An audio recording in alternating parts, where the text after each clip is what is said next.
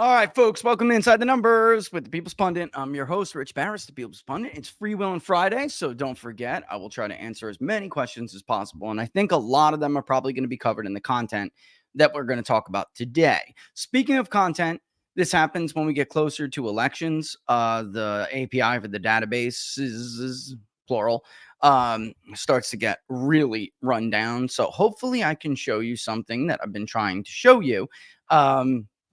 I just wanted to wait until we got a little bit closer to the election to do that. Hopefully that'll fire up. But what was not on the agenda, number one, there are two things that I'm thinking are going to probably mess up my planning here. One of them is something that was not on the agenda, but is so bad and so significant. I feel like we have to stop and talk about it. And that's the jobs report. Because why? Because this goes to what elections, unfortunately, in America have really become all about. Will the American people make a decision based on a barrage of false propaganda? Because they always learn about it eventually. But the question is, will they learn about it in time? And it's this game that the media plays, and the media runs the modern Democratic Party campaign. The Democratic Party, Kamala Harris is, let's just get real. Kamala Harris is not a good candidate. In fact, she is a very bad candidate. Joe Biden wasn't a good candidate either, though, and he won, but they kept him, hidden in the basement. That's true. That added. They kept him hidden in the basement while the media ran the campaign. And they ran it with falsehoods, with help from the administrative state over COVID, the economy, and of course, let's not forget things like taking the New York Post off of Twitter right before the election, for the week before the election, because they wrote about Hunter Biden's laptop, which 51 intel agencies were then pushed as authorities, saying that it was Russian disinformation. It was not. And we actually have polling data to show that that would have impacted certainly enough votes that it's still, despite everything else in the media handicap, it's not even a handicap anymore. The media and the Democratic Party are the same thing. Despite all of it, though, everything that was thrown at Donald Trump, he still almost won that election, right?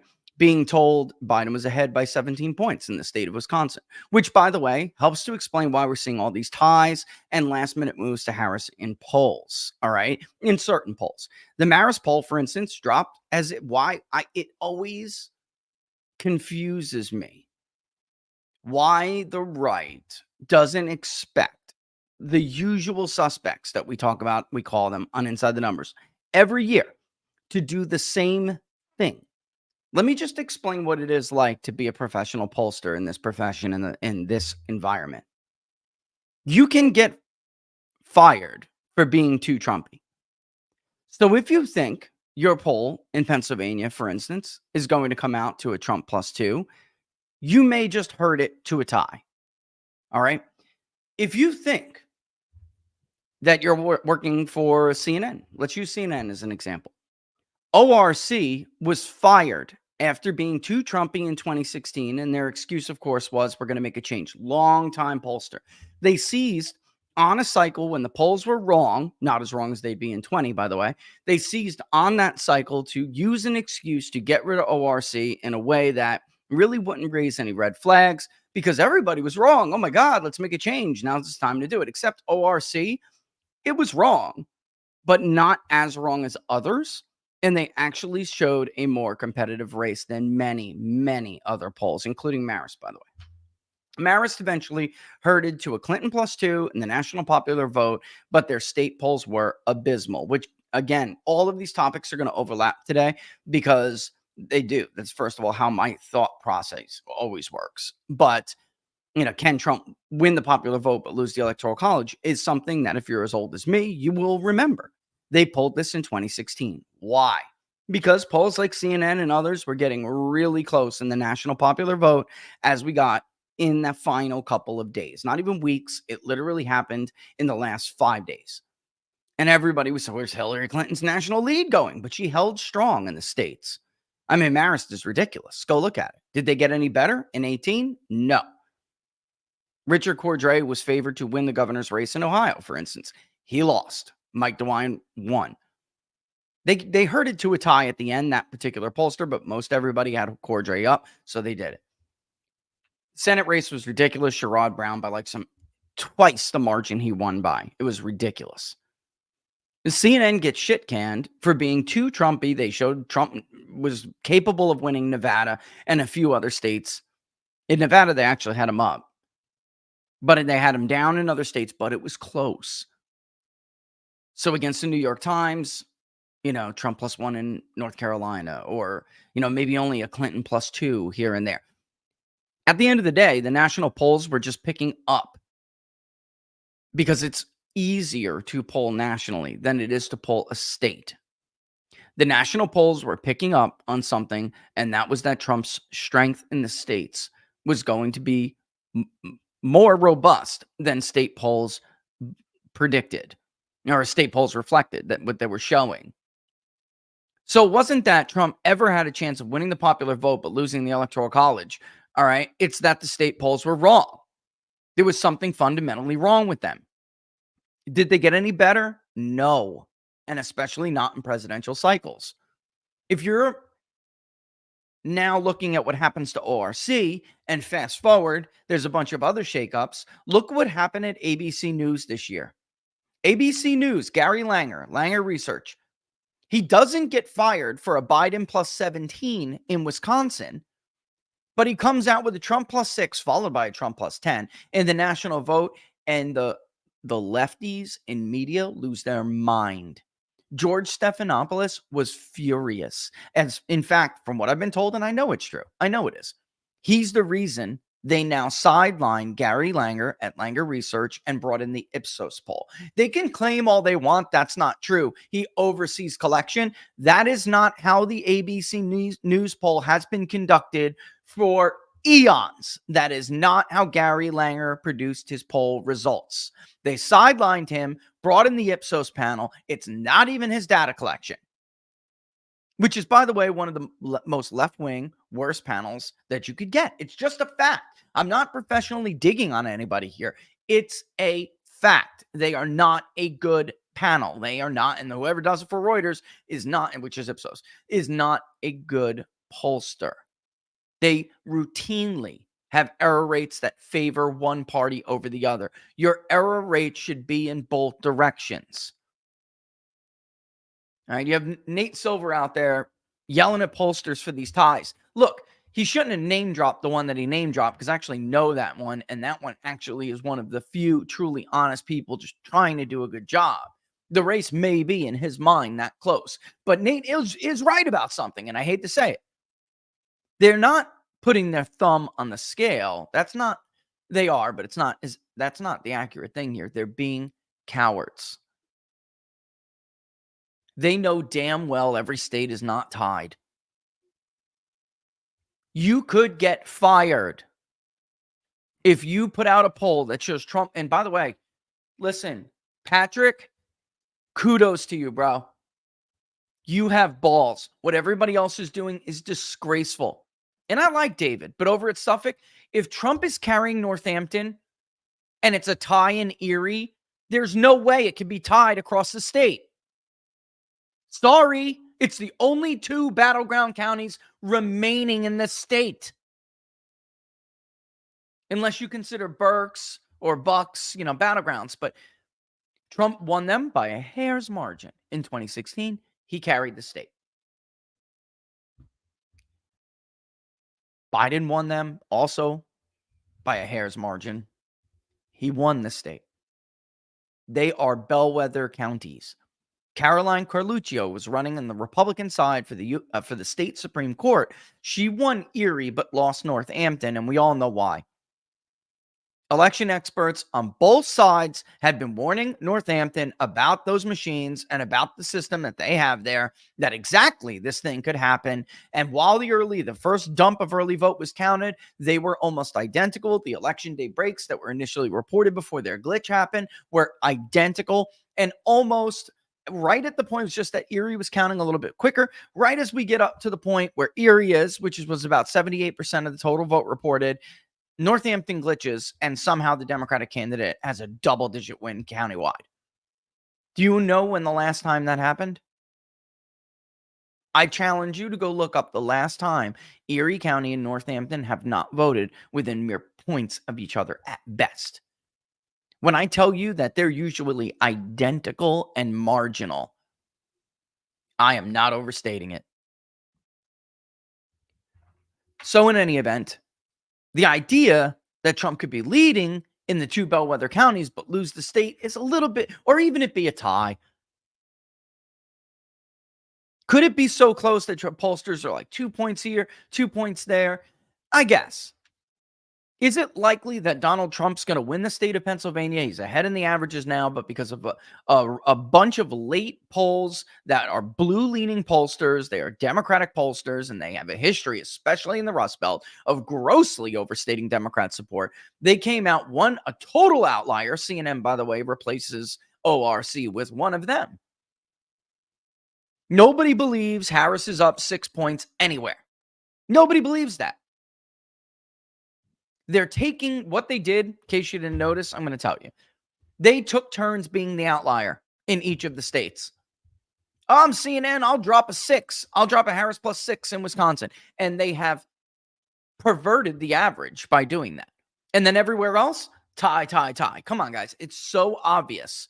I am always shocked how the right is always confused by this when we get to election day. What is the final week before election day? Is it the persuasion period? What is it? This is the mobilization, the execution phase. And what happens during it is the same thing every election year. You try to get your voters to the polls and you try to suppress the shit out of the other side. There is literally almost no metric outside of these late-breaking polls during the execution phase of the campaign. There are no other data points. They are literally the only ones that suggest that Kamala Harris is going to win this election. All of the fundamentals, as Gallup, don't take my word for it, as Gallup stated, are all on the Republican side. They are favoring Donald Trump.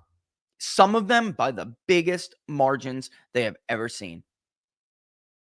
Trump was leading for a year and a half in the Biden rematch. They pulled a switcheroo. She had a Carter-like month-long bounce and then was on a downward trajectory until just 12 hours ago. Mark Halpern, by the way, is telling the truth that there is this sudden dooming thing that's going on with Republican donors and with Republican consultant class. I can explain and even give you clarity for it if we have time, but is it overstated? It absolutely is. It's what Democrats know they can do. They trot out the same people to do it.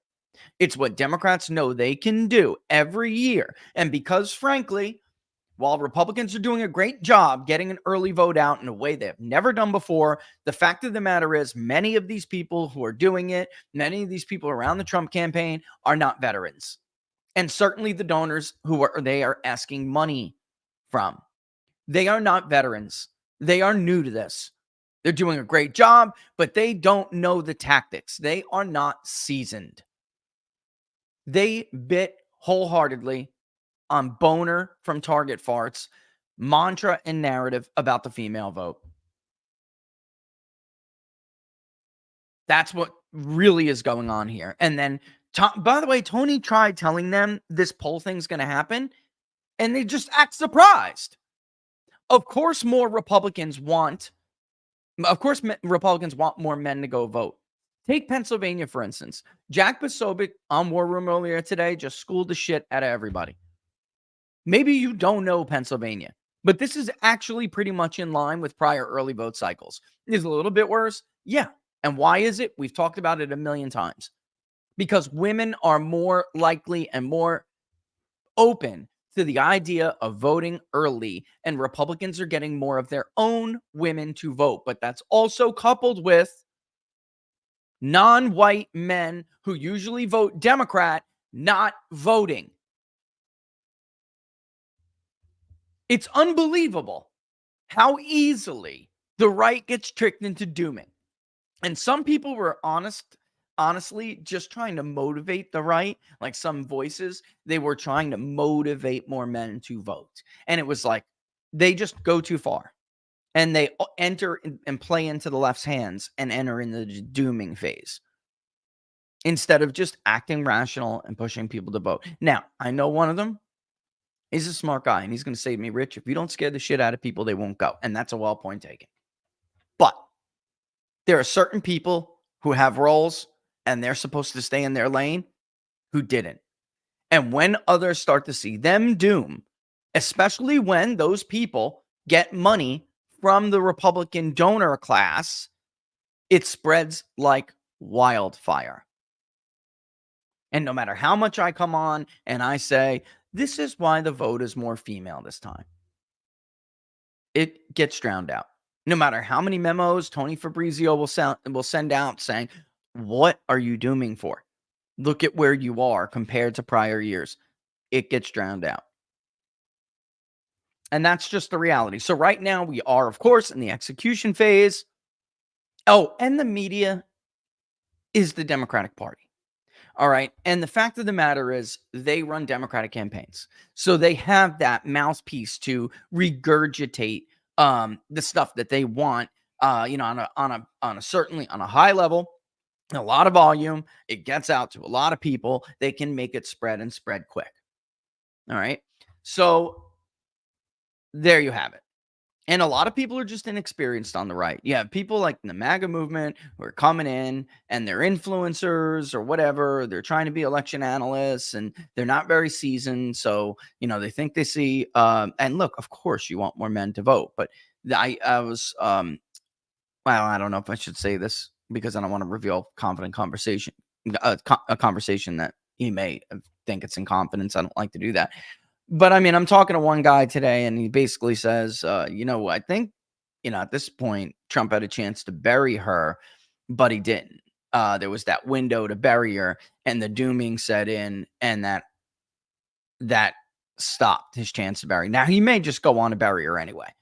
That's honestly, there is a few scenarios here, but this is a Republican-tinged election. It's very there.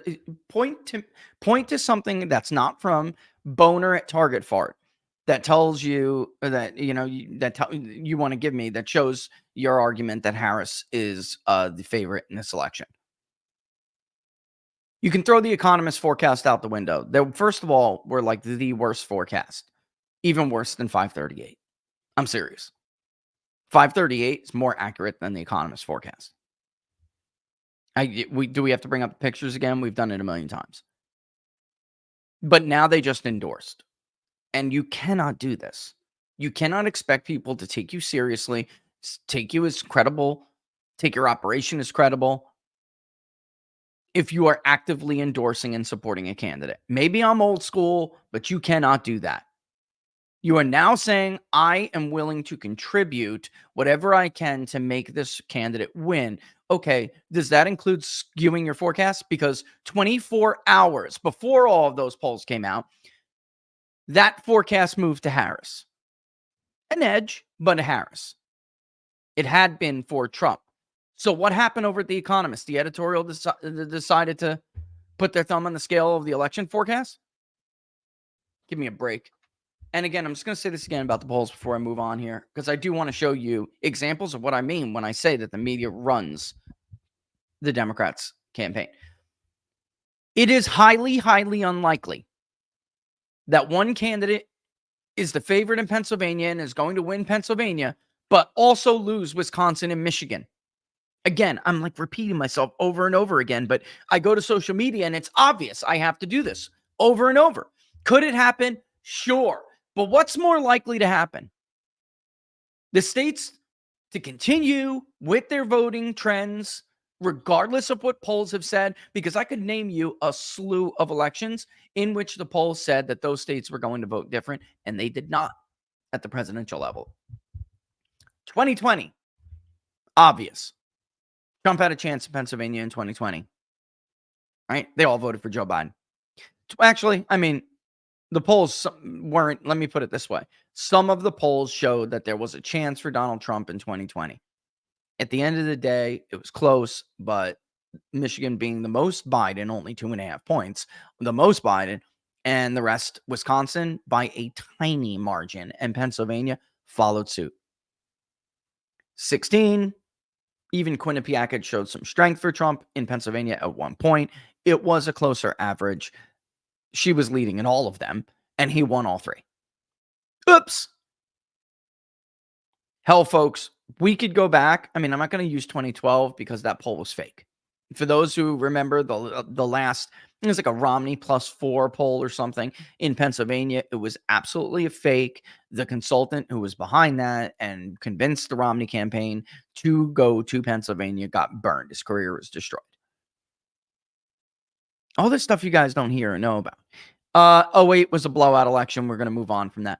2004. Actually, both. In 2000, Bush targeted Wisconsin. We targeted hard. Pennsylvania as well. He went to all three Rust Belts.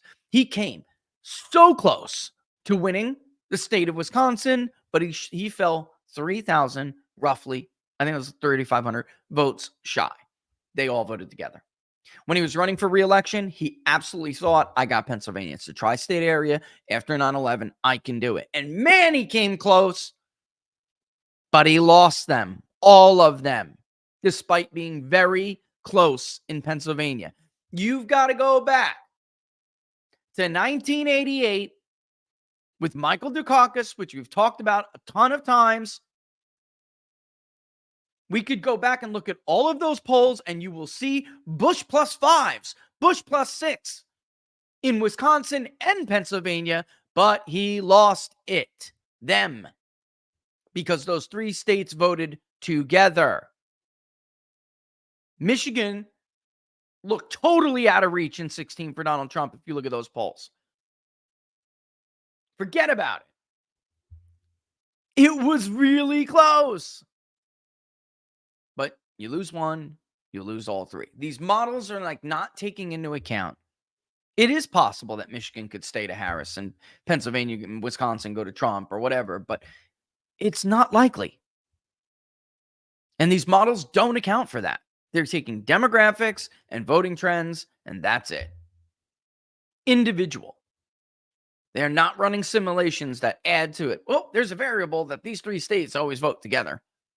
That's the limitations of modeling and polling. And I've even told you myself, sometimes I just don't believe it. But sometimes we had Michigan polling significantly more Trumpy than either Pennsylvania or Wisconsin. And I'm like, yeah, guess what, folks? That's an error on my poll. That's an artifact. That is not likely to be the case. Now we have all three of them. Well, I didn't poll Wisconsin recently, but we are doing exit polls in Wisconsin. But yeah, I mean, the exit polls, technically already started, but we have no pre-election polls for Wisconsin. But we focused on Michigan and Pennsylvania because if one of those candidates showed a clear or somewhat clear advantage in one of those states, it was very likely they were going to win the election. Because guess what? No matter what the polls say in the other state, it's likely that they will win that one as well. So if it's very close, let's say Trump had like a 4-point lead in Pennsylvania or something like that, but Harris like a 1 or 2 point lead in Michigan, he's going to take both of those states. Or in all likelihood, in a high degree of certainty. And CNN's polling is just bullshit. Let me just put it out there. It's just bullshit. Tie, Harris +6. Bullshit. And then the next one comes out and does the same. It's just, it's ridiculous. Only with a different state. So you can see the game.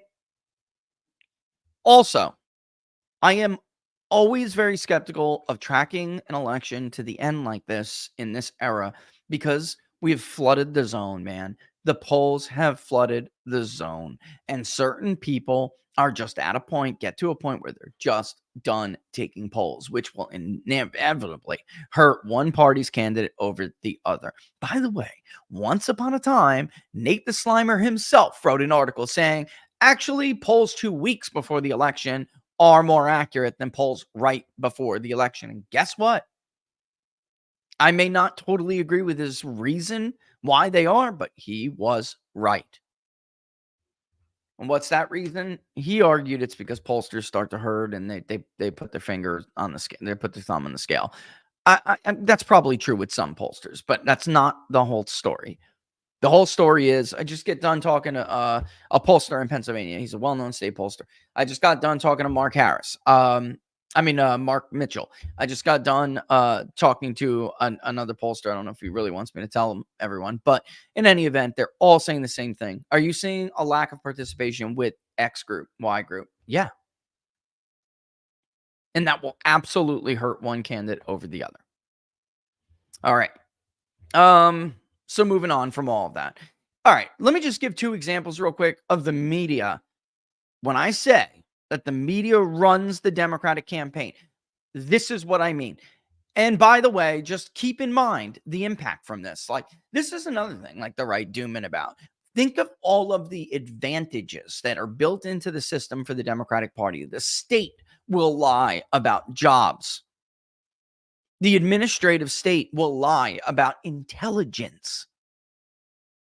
The media will provide probably billions of dollars in illegal in-kind campaign contributions to the Democratic Party, and yet she's not ahead. Yet voter registration trends just can keep continuing to favor Republicans. By the way, Boner just puts fake ass data. I ran an inference modeling on Michigan before. I mean, the data is just totally, I don't know where he gets it from. Unbelievable. Anyway, so think about that, right?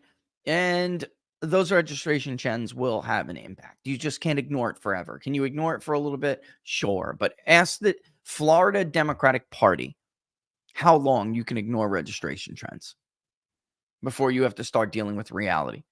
Fire 1.2 million vote firewall in Pennsylvania. How? How are you going to drum that up? By the way, then it was lowered to 500. Now it's lowered to 400 because they think that it's attainable. They just keep moving the goalpost. All right, here is a perfect example of the media doing this, because think about it. He's on correcting it now, but most of the time they're not.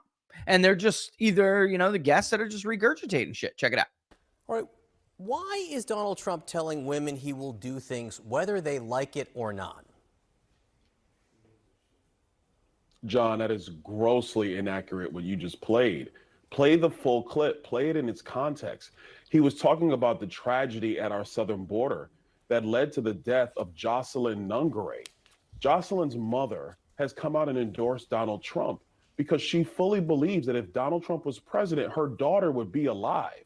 And so what he was talking about was, I'm going to protect women. I'm going to protect children.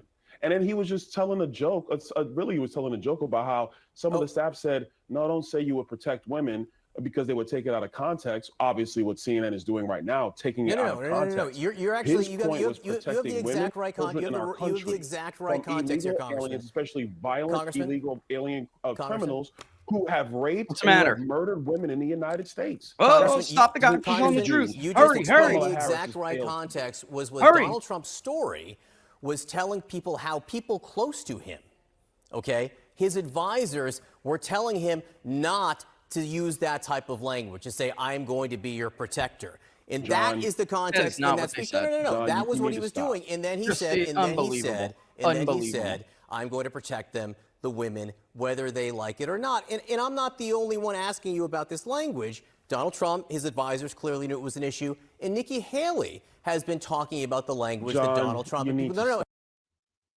It's unbelievable. It's just totally unbelievable. And then backpedals when he gets busted. By the way, there's a great clip out there. I didn't know who to credit to. Otherwise, I would show it. It was Byron explaining it, Trump saying it, the guy trying to back off. Byron explaining, Trump saying something else, the guy backing off. I mean, just unbelievable. Unbelievable. Sorry, just got a funny text from somebody. Also, here's another example, because there's a question, that Republicans have to ask themselves, which one's more effective? Would Byron Donalds did and stay and keep playing the game, playing the charade, or do what Hewitt did here on the Washington Post? Well, I've just got to say, we're news people, even though we're at the opinion section. It's got to be reported. Bucks County was reversed by the court. and instructed to open up extra days because they violated the law and told people to go home. I should have gave you So context. that law I should have gave you context. So what's going on here? And by the way, why is the Washington Post talking about this? Because the Harris campaign spokesman put out a memo. This is what everybody wanted them to talk about. Donald Trump's getting ready to lose, so he's setting up claims that what are the unsupported claims of voter fraud. The truth is, the judge agreed with Donald Trump and when Cleta Mitchell's people brought the suit, and gave Republicans in Bucks County 3 more days to early vote because they were disenfranchising Republican voters. They were doing another version of what they did to Kerry Lake and Maricopa, only Kerry Lake didn't get an extension. Here, the judge said, yeah, these voters were being turned away at the polls. It's like Democrats, it's like civil rights in reverse. Also, it's worth noting that more than 4 counties, or it was 4 last, I think there are more coming, have an investigation into a Democratic group with ties to an elected Democrat from Arizona, by the way, registering dead and change of address flag registrations and requesting absentee ballots from them. So this idea that this is there's no evidence. There are open investigations right now. The only difference is Republicans are more proactive this year, and they're catching a lot. Can't use the word a lot because I don't know that we know the extent, right? So if I say a lot of it, then that implies that there's nothing or like a minority going on, and I don't know that to be sure. But the Washington Post here is trying to run with the memo that the Harris campaign spokesman gave to everybody. That's not journalism. And again, it's illegal. You're providing a service to a party or a candidate for free. I mean, it's beyond bias. It's beyond bias. There has to be a line. Country is in bad need of corporate media reform because once upon a time, you could call this a bias and you could see that everybody had it, but they at least tried to balance it. 4 conservative writers in the op-ed section, 4 liberal writers in the op-ed section. Same thing. They would bring on 2 guests, 1 liberal, 1 right wing. That's what Rupert Murdoch saw the country badly needed. That was his genius, realizing that media was not representing the majority of the country. So that's fair and balanced was his idea, and pinning 1 right winger against 1 left winger. And the country ate it up. But even before that, it wasn't like this. This is party media, which is fine, but you have to declare yourself as party media. And by the way, PBS and NPR and all the rest, they cannot get public funds. Hamilton, Jefferson, the Federalists and Anti-Federalists, they did not give government revenue to their pamphleteers.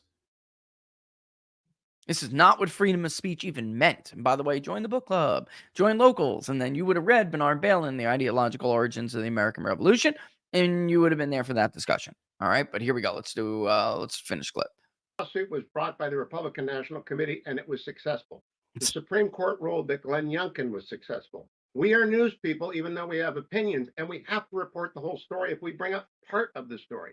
So yes, he's upset about Bucks County, but he was right, and he won in court. That's the story. Look at him. I'll let you keep going, Jonathan.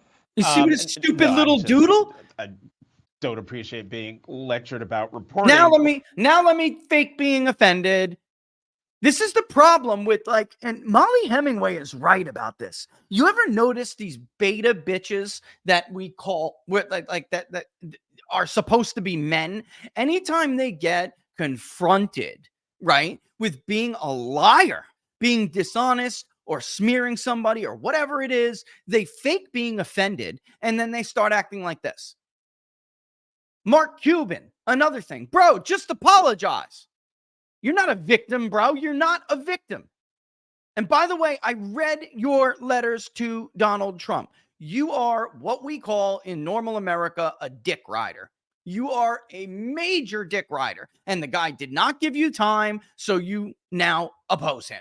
because he didn't write you back every time you requested his ear. He didn't take every phone call after the millionth one you gave him to the White House. He eventually, oh, by the way, he tweeted that. But that's what happened. I got a great idea, Donald. Check it out. And by the way, I should head it up. Mark, I hear you. Let me put a pin in it. I'll get back to you next week. Ring. Like he's got the president on speed dial or something, and Donald Trump is just supposed to entertain his entertain him at every whim. And of course, he got nothing. I can't tell you how many people are never Trump or anti-Trump because they didn't get anything from the guy. I cannot tell you how many there are. It's truly unbelievable. And he's used to getting what he wants when he's Mark Cuban is part of the ruling class who gives money to politicians, and he expects them to pick up the phone and do what he asks them to do. Because that's the way, sadly, our system works.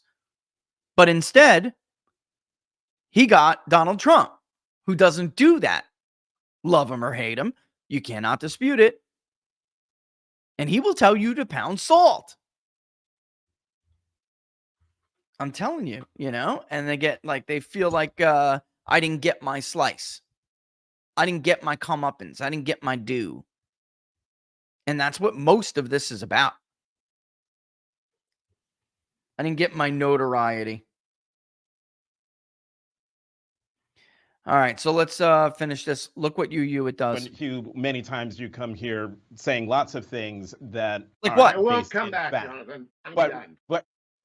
I'm done. This is the most unfair election ad I have ever been a part of. You guys are working.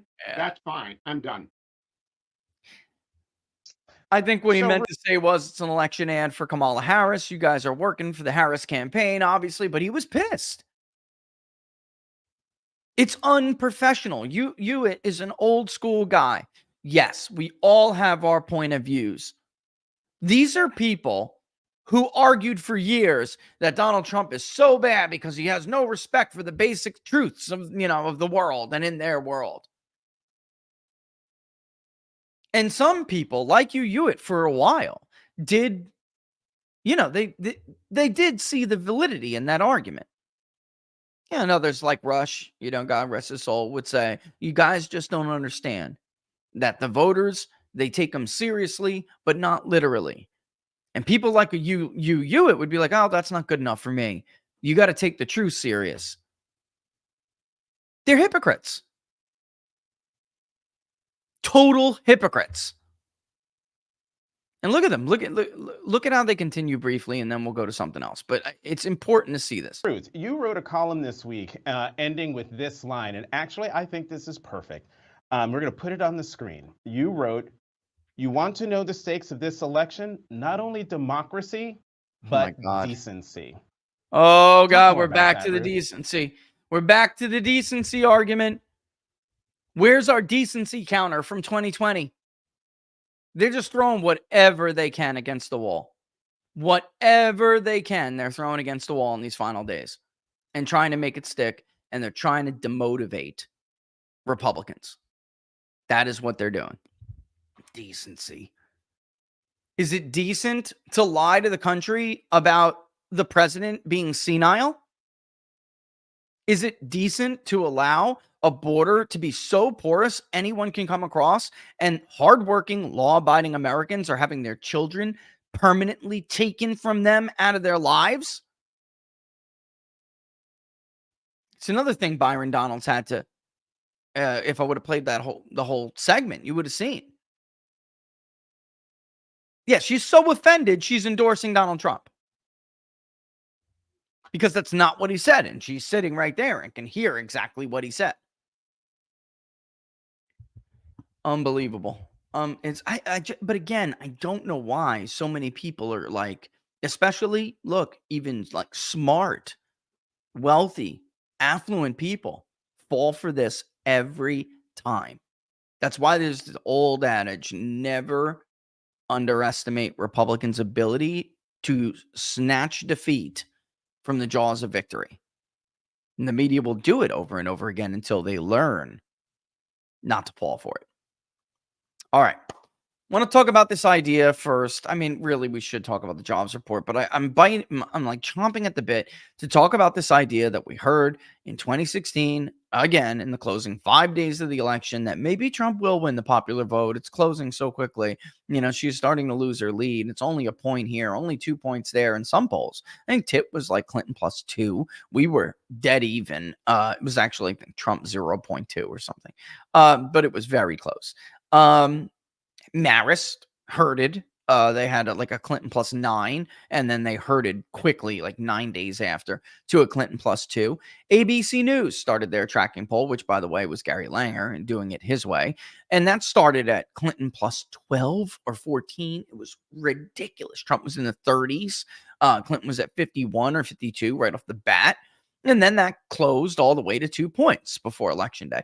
So people started bringing up, well, but the states, there's still not old stale data, mind you.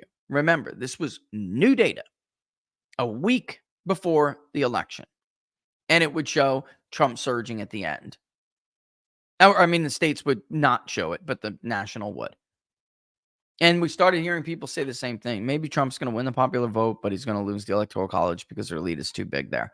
What wound up obviously happening was that the state polling was just bad. And Trump obviously won. She still did win the popular vote by a little over 2 points.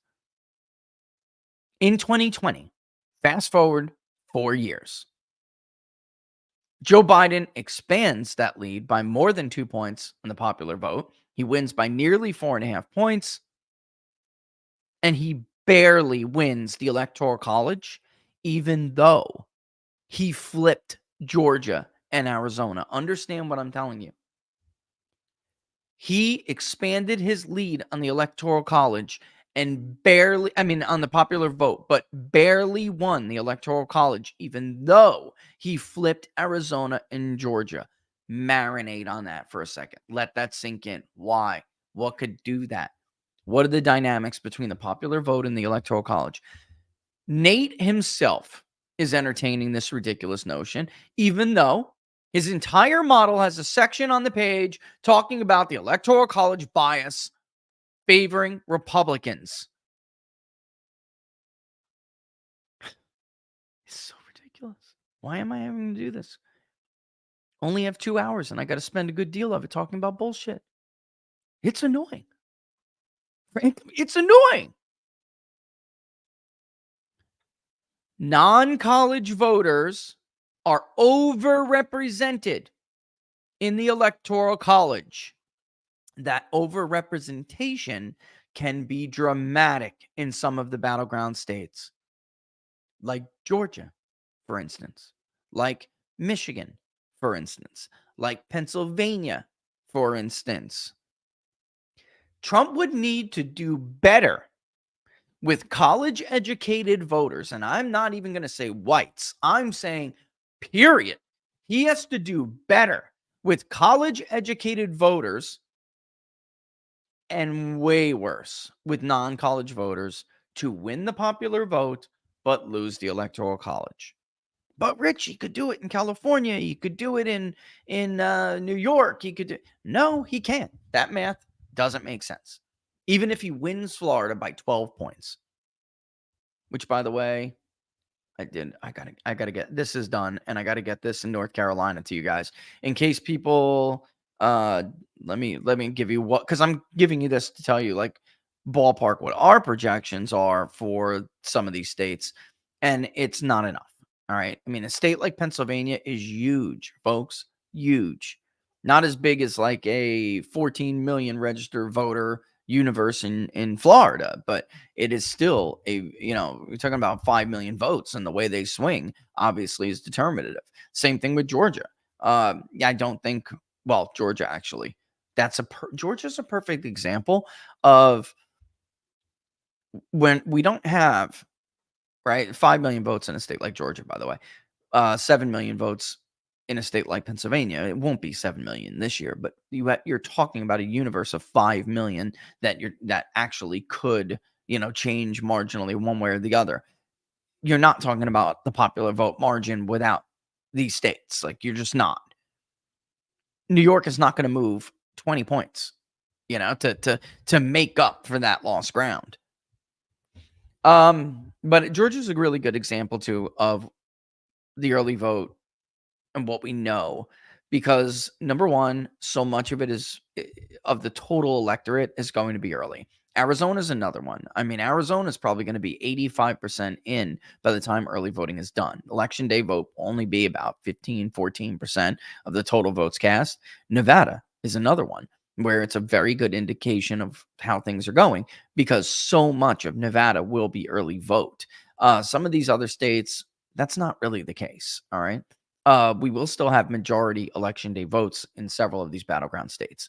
But in Georgia, all of the Trump counties are outperforming, not only in turnout, they're outperforming, bluer counties. They just are, which is something we're seeing in other states like Nevada, where the rural counties are absolutely overperforming the urban centers that are more non-white and Democrats need in order to win these states. And it's indicative. It's telling you that they so far have had a problem with core voting groups, getting core voting groups out. And I think what may be happening here, because we know about vote history, there's going to be a block of 2020 voters that simply aren't going to vote.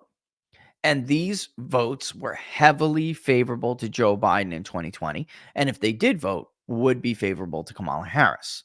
Now, again, I'm having this issue, man, which is kind of pissing me off with the database. Sometimes it just needs a break and I can't touch it.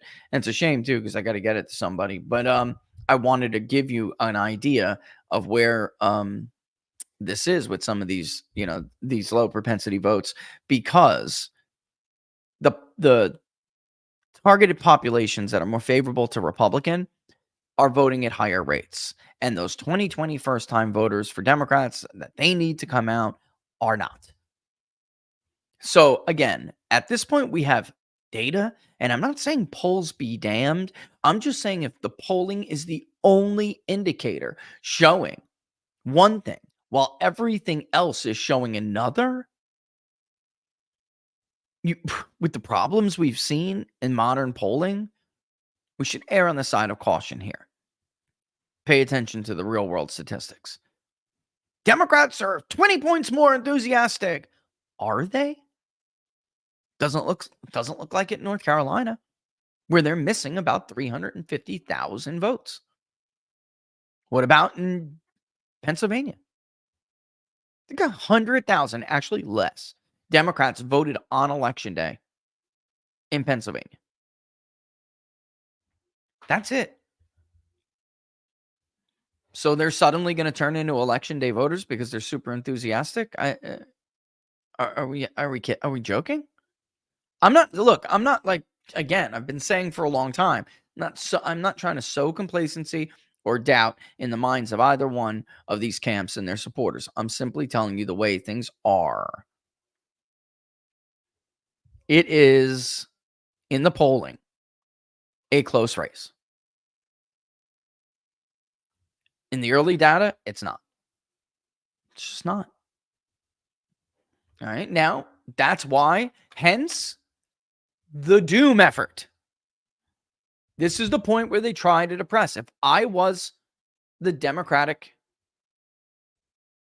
camp, if I was the Harris camp, a lead strategist or GC, whatever you want to call it, this would be priority number one for me. Stop Republicans from voting heavily on election day, and even depress them so they start to slow up and lose steam in the final days of early voting. Start there. Hopefully we see signs that indicate we're being successful there, and then keep going, balls to the wall until election day. That is what I would be doing, because at this point, that's what she needs. She needs Republicans simply not to vote, because she's not getting turnout. Look, it's so funny. It's like amazing how things change in 24 hours. Just 36 hours ago in Politico, they were talking about Pennsylvania and motivation and how, now the story is Trump is lagging with seniors, which I could address. I saw there was a question about seniors in Pennsylvania in that story. But just hours before that, it was a bunch of Democratic strategists saying, look, I hope we win, but nobody wants to vote for her. We're having a very difficult time getting people to vote for her. There's a couple of reasons for that. One, the Trump anger and hatred has been reduced to a certain small block of voters. Donald Trump is more popular now than he has ever been. Joe Biden had the benefit of people seething with hatred. And that is not the case now. So it's hard. It's naturally going to be harder for her. She's an awful candidate. Kamala Harris is a shitty candidate. She's one of the worst I've ever seen. And 3, nobody voted for Kamala Harris. If Kamala Harris was to win, she would become the first president in the modern era of popular vote for the president who won, even though she did not receive the nomination nod for the voters. She'll basically be the first elitist donor president ever elected. So, again, despite everything the media has been trying to push and everything they've been trying to do, it's incredible that it is working as much as it did for Joe Biden. It's not. All right. Oh, and let me just look. We've talked about this with seniors. One is, of course, there are going to be more Democratic seniors in the electorate in Pennsylvania. There's more Democratic ballots in Pennsylvania. They did add, there was an update, by the way, and they did add to it just under now. Their rolling target firewall. It was supposed to be 1.1. Now they know they're not getting it. Holy shit. Susquehanna has Trump up by 6 in Nevada. We're Trump +2. So is Rasmussen. And by the way, we went over, Mark Mitchell and I were like comparing notes, and it was identical. And I said, well, you know what? I'm absolutely not going back in the field in Nevada. I'm just not. Why? To get the response bias? I guarantee you, if we go in the field in Nevada right now, we will see data come back that shows there's more Democrats who early voted than Republicans. I guarantee it. You could get that in Florida right now. Combined early vote. Republicans start to tune out, man, after they just tune it out. They don't want to talk anymore. They're just very different. So yeah. Brown's up in that Nevada poll? You got to be kidding me. That's an outlier. I see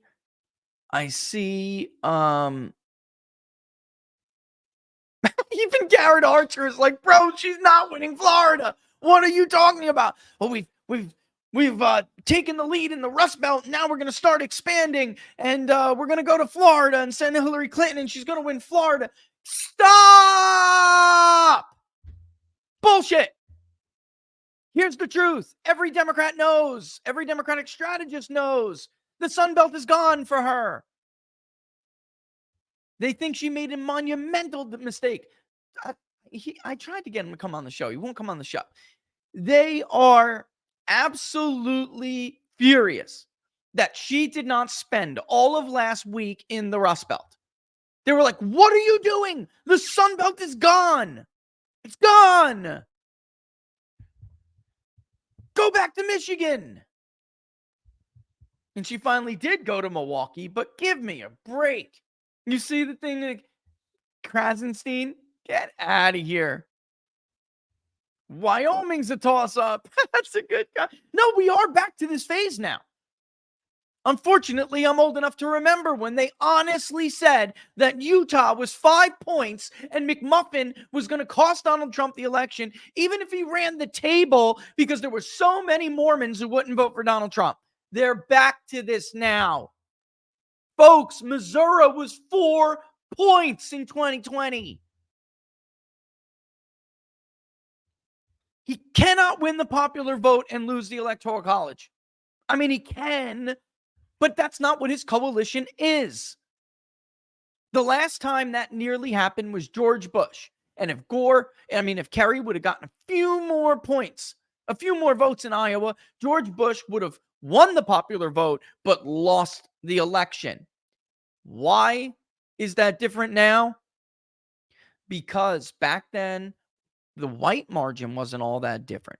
Republicans plus 13, plus 16, right? Same thing it is now. The difference is that Republicans got those white votes from silk stockings, gentrified wasps with a college education.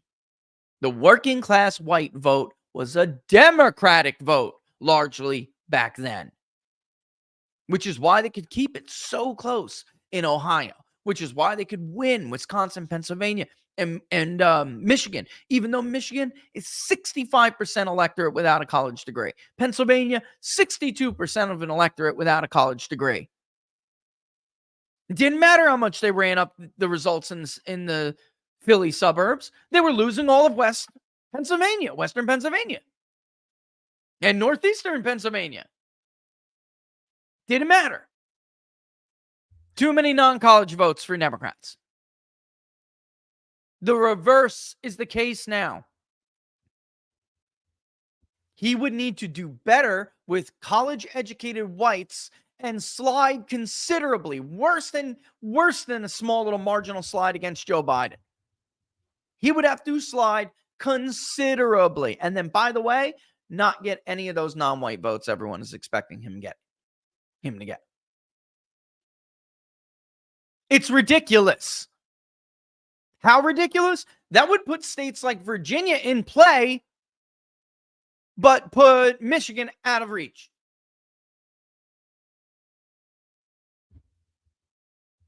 That's why Virginia went to Bush and Michigan didn't. It's ridiculous. Unless he gets 40% of the vote in Chicago, 40% of the vote in Los Angeles, and craters everywhere else. Give me a break. It's simply intellectually dishonest to have this little electoral vote bias tracker for 3 months and then make the case that he's somehow going to win the popular vote now and lose the Electoral College. She needs at least a 2.5, if not 3-point win. And but Rich, she's doing better than Biden did among college-educated whites. Wrong. She's not. In fact, you want to play the little game with the exit polls? Let's do it. In the New York Times poll, Joe Biden was leading by 19 points among voters who were white with a college degree. Harris is now only leading by 16. In the New York Times poll, Hillary Clinton was leading by 6 points among college-educated whites. Guess what? Hillary Clinton, according to the exit polls they keep wanting to cite, actually lost college-educated whites by 3 points. Joe Biden, for all of this talk, do you know what the Edison research polls show Joe Biden actually won college-educated whites by? 3, 51-48. So play their little game. It's ridiculous. The voter validated surveys show that Harris is running on par. If you want to compare the pre-election day surveys to voter validated instead, which are conducted later by Pew Research, by the census, right?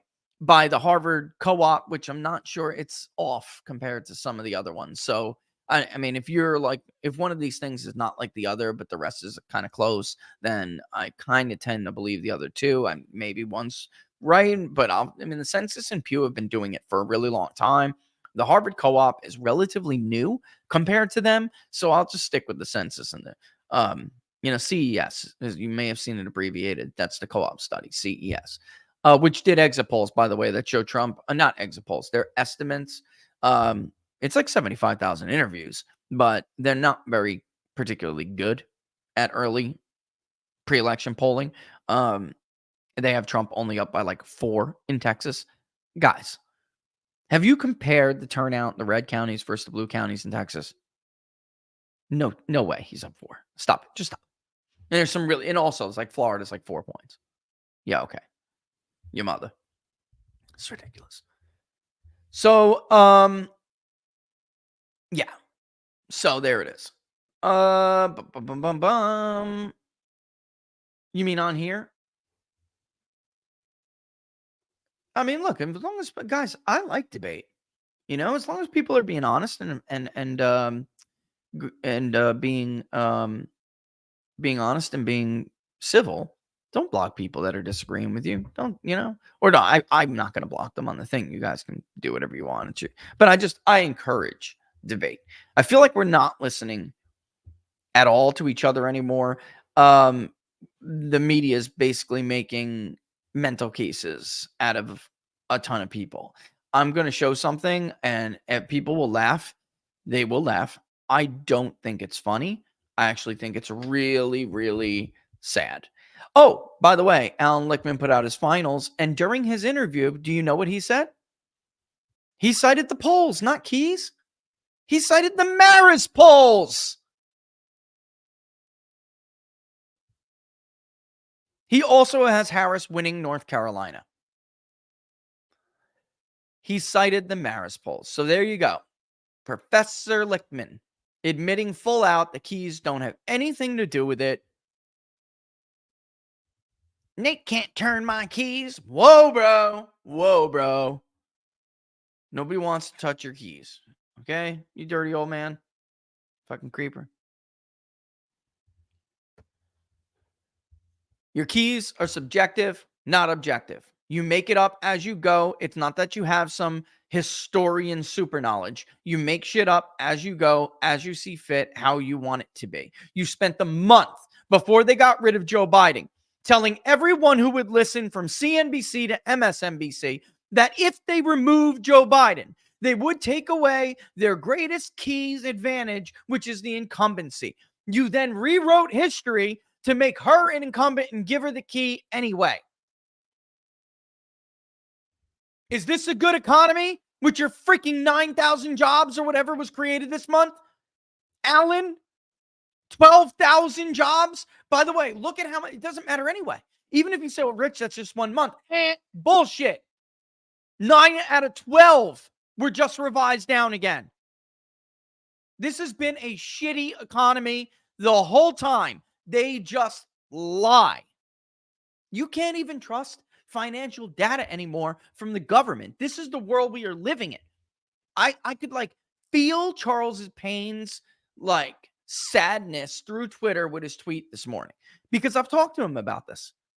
We both first realized that they really are manipulating government data, aren't they? During the Trump administration, when we caught them manipulating how they report gross domestic product. And as media members, he sent a request, I sent a request, and the response from the Bureau of Economic Analysis was absolutely ridiculous. They simply refused to acknowledge why they never reported this alternate measure of GDP before. Why did you pick the report where Trump's economy excels more than 2.9% for the first time since the Great Recession? Why did you now choose to this alternative method you never reported or never highlighted before? Ignored it, flatly ignored it. Why? Simple. They're partisans. And they did not want Donald Trump to get 3% annual growth, average annual growth. They just didn't.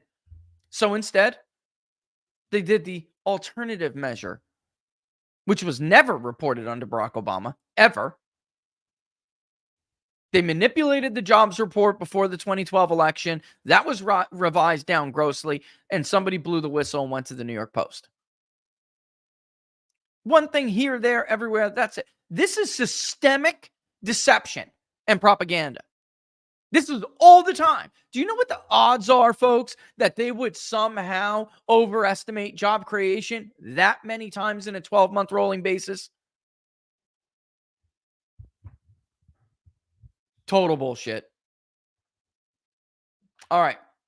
This is sad. I'm actually going to show you this, but when I tell you and I bring up, remember the Mark Halperin saying that he, oh, by the way, yes, I did see that. I think I know some of the ones he may be talking about, but maybe not. I don't want to put words in his mouth, but Halperin said, look, I spoke to more independent people who know what they're doing. He's like, you talk to people in the media and they say, my gut says it's Harris. You talk to independent data analysts that do this for a living, and they say, he said, more of them. Because for a while it was like, I don't know, it's so close. I don't want to put my reputation on the line. It's so close. It's close in the polls. It's close in the polls. Everywhere else, it's really not close. On all of the fundamentals, on all the other metrics we use to forecast elections, on voter registration, on economic data, on sentiment about economics, about the state of the economy, presidential job approval, right track, wrong track, every gauge except for the polls, it is not close. So, it's November 1st. It's the Friday before the election. I guess I'm going to be the only one with a pair of balls to say it. It's not close. Everything else suggests there could be a minor, I don't think it'll be a major one, but a minor poll miss that makes one of these candidates win outside, not comfortably, but makes them win. Usually these things break all in one direction, like I've told you before. And the likelihood that that candidate is Donald Trump is much more likely than it is Kamala Harris because of the fundamentals. And nobody's willing to say it. And I got to give, again, I interrupted myself before. I got to give Patrick Ruffini over at Echelon. And I can tell you right now, Patrick is not a Trumper. He is, and I'm not insulting you, Patrick. I'm just saying, your textbook Rhino, never Trumper. For him to drop that Trump +6 was an honest play. By the way, if Trump were to win, let's say Pennsylvania by 4, which is absolutely possible. If he was to win Pennsylvania by 4, Patrick's going to be more right than Marist or CNN. But Robinson, and look, bottom line is, we call this, he's right, Robinson in the chat, he's telling people, look, get 3 to 5 people and get them to go vote. That's really what it comes down to, and that's why you're seeing these things, these tactics. This is where campaigns can make polls wrong. They depress the other side, or they motivate their side more than it was prior, then they can win. If you believe the polls, the race is so close that it really will come down to who has the better get out the vote. All right. I'm going to play this. It's friggin' sad. All right. This is sad, but this is what we are facing in this country. Okay. Don't laugh. It's not funny. It is not funny. I hate you, you fucking orange pumpkin. You just costed me one of the most important people in my life. My dad. Donald Trump, I hate you. You will never be president again. You bastard, you costed me my dad. My dad was the most important person in the world to me, but now his colors are finally out. I hate you, you fucking orange pumpkin bitch.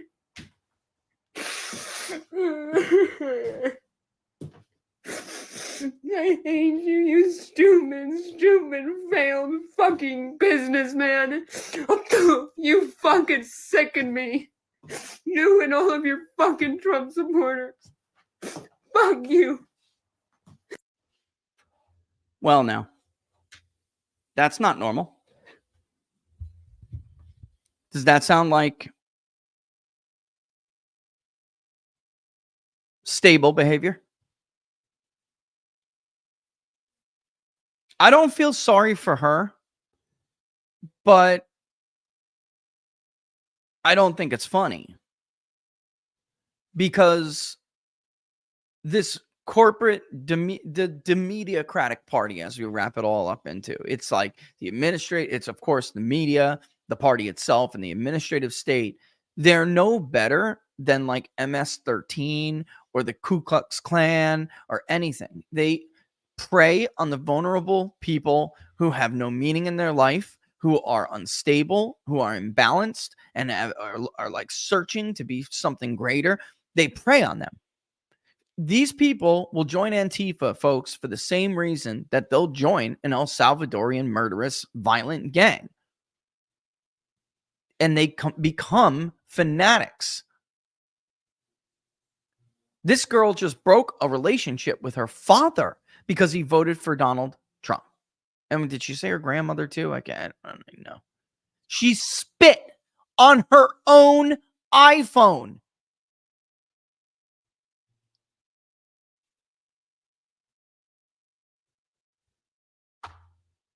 This is what they've done. So when I tell you they are truly the enemy of the American public, and they are the most negative, disruptive, divisive force in this society, in America, I'm not kidding. And when I tell you, if Donald Trump wins on Tuesday or Wednesday morning or Thursday or whatever, even when he does, these people are going to have breakdowns.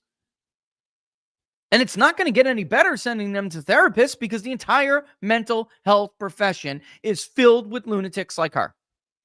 I'm not joking. Told you about my wife's friend. Her story made national media attention. She almost didn't even get to practice as a therapist because they tried for years to stop her from succeeding in the program. As a vet, I went to the VA to talk to you all should, especially people who, despite what you did in the service, but everyone should always talk to somebody periodically. And instead of listening to me, she recognized me and wanted me to tell her that Donald Trump was not going to win. 45 minutes, my session wasted because she needed to be consulted. Thank God my friend was the personal head of that region's department and the VA, and I didn't want to get her fired, but I did want to make him aware. It's like he blew up. It was totally honest, but he is conservative. Why is he? It's because of his life experience. He comes from a certain place. It's filled with communism. His family has dealt with it in the past. He's not dealing with the left. But he is a minority. It's sick. It's twisted. Sick. It's twisted. It's not right. All right. All because of the lies and the propaganda that we just talked about. Let's go through real quick because I know it's 1:15 already. Damn. Really? I'm not trying to do this. I'm trying to. I know I do have to take breaks here. I for sure do. But I think that I would hold on one second. I'm trying to get you guys share something with you guys. Let's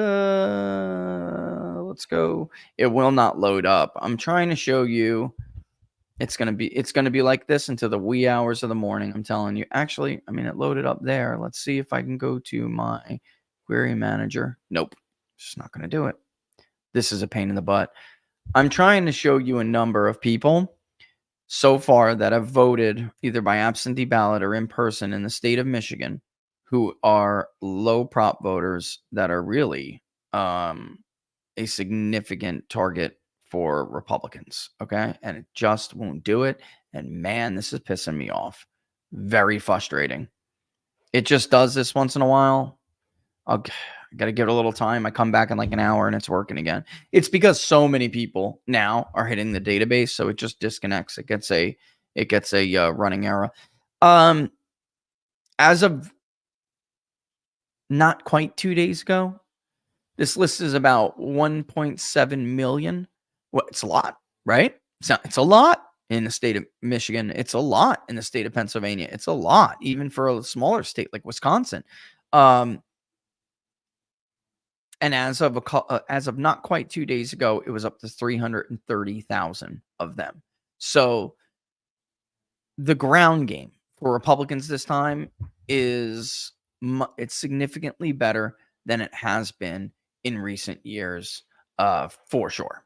I mean, I don't even think anyone would anybody, argue with that. Now, she's still got a ton more money, and Democrats do have a get out the vote operation, but we see so far how successful it's been in other states. They don't necessarily have an election day get out the vote everywhere. They're just going to be curing absentee ballots and trying to get them to count after the law says they can't be. They'll go to judges. That's what they're going to do. They already started. I mean, you could see Mark Elias do it. But I mean, I don't know that I would say Republicans are on par yet. I don't think that's the case, but they've built a solid foundation to move forward. All right. All right, let's take a real quick break. All right, we'll come back. We'll talk about the jobs report and so much else. By the way, after seeing that clip, this is going to work out real smooth. Look, the world feels like it's on edge right now, folks. That's because it is. Tensions over the election coming up, economic crap and instability, supply chain shortages, health threats that pop up left and right. Talk to a new pandemic on the horizon. If you're waiting still for the medical industrial complex to protect you and your family when these things go sideways, you're making a huge mistake. You have got to take action and be prepared. That's why I want to tell you about the Wellness Company's Contagion Emergency Kit. It's a lifesaver put together by experts like Dr. Peter McCullough. Inside, you got medications like ivermectin, hydroxychloroquine, even a nebulizer. These are critical medications to treat respiratory illnesses and so much more, especially heading into flu season. Imagine when you or a loved one need these life-saving medications. Are you really going to risk being told no? Don't let anyone play gatekeeper with your health. Just a few clicks and have it delivered right to your door. It's peace of mind, folks, for your family in uncertain times. Laura and I have two. You should get yours. Go to twc.health and use the code TPP at checkout. twc.health and use the, if you go to twc.health/TPP, link is in the description, by the way, twc.health/TPP, then you will see it. Then you will see the discount anyway. All right. It's only available in the US, unfortunately. But like I said, Laura and I have two, and you all should get yours today. All right. All right. What time is it? 1:20. I'll save the next one for a couple of minutes here. I want to get to this awful report. It's so bad. It's so bad. I mean, I really wonder if they would have. I don't wonder. I truly believe. I honestly believe that they would have no way to win elections without the media. Like without the media being the way they are and the administrative state being the way they are, I absolutely do not believe that Democrats would ever be able to win an election. Not a national election. For the presidency? No. No chance. No chance. And they would do considerably worse in Senate and House districts. They would. That's just the way it is. By the way, you notice that the Marist poll and CNN are justifications for Alan Lickman's final keys. It's not a normal map, folks. It is not a normal map. Right? So they're giving North Carolina to Harris, keeping Pennsylvania a toss-up, giving Nevada to Trump, giving Arizona to Harris. I mean, again, it just shows you that Alan Lickman doesn't have any keys. Alan Lickman cherry picks, and then I don't think he always will predict that a Democrat wins. He did. He predicted Trump in 2016. But I think part of it is based on his gut. And we're getting worse. I'm sorry to say it, but the industry itself, the election forecast and polling industry is getting worse. People are digging into their own biases. They're hurting more. They're mirroring. It's called mirroring when I was coming up. They're doing that more. Actually, Lickman gives Nevada and Arizona to Trump, but he gives Georgia and North Carolina to Harris. It's just absolutely insane. And then he keeps Pennsylvania a toss-up. But it doesn't matter because Harris is already at 283 with Georgia and North Carolina. So if he's wrong about Georgia and North Carolina, it's Trump's election. This is what I'm trying to. We'll go through some of the past. I'll show you them. I got to do that today. It's Friday. I got to do it. Hey, Laura, I don't know if you can hear me actually, but ask him if he wants to come on and hold on one second. Ask if he.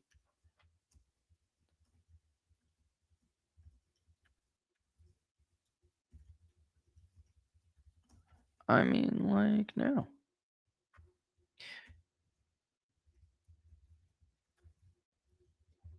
Yeah. Yeah. Yeah. Look, we wanted to do this segment. All right, that's what we're talking about, and we. I'm going to be doing something with Frank, quite frankly, and I'm going to write up like some things to watch for, things like that to give to him, and we wanted to do this segment. I think it's probably best. I mean, 10 minutes. Come on now. I'll go over a little bit and talk about like decompressing after the election, no matter who wins or loses, whether your guy or your gal wins or loses. Because we have the holidays coming and this country just simply cannot continue like this. It just can't. And even if it does, you shouldn't let it do it to you.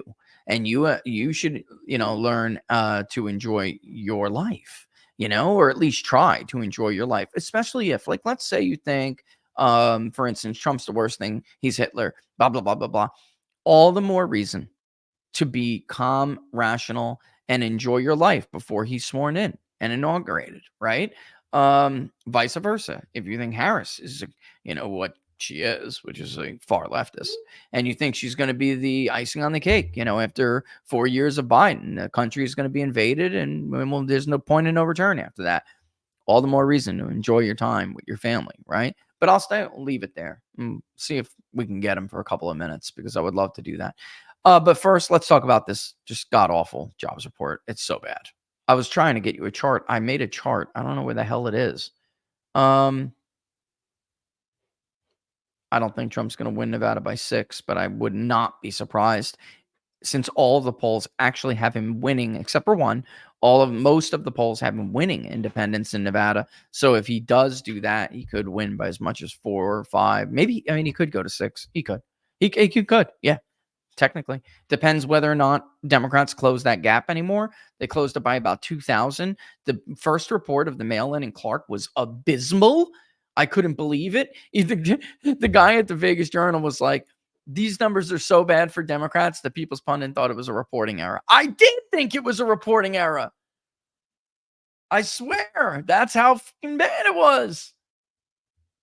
Victor over at the Journal. It's so low that People's Pundit wonders if there's been a mistake. It's that bad. Absolutely. These revisions. Let me, Charles, I'm about to steal your chart if that's cool. Charles Payne. I'm about to take his chart. Let's just read the top line and then I'm going to show you something that's just unbelievable. Look, and payroll, the employment rate was essentially unchanged, which is ridiculous. 4.1%. The economy added only 12,000 jobs. I can't believe they didn't lie about this. You know what that means? It's going to be revised to like negative 150,000 or something. All right. Employment continued to trend up in healthcare and government. That's it. Healthcare and government. Temporary help services lost jobs, meaning people who are working more than one job actually are it's holiday season. It's supposed to be gaining.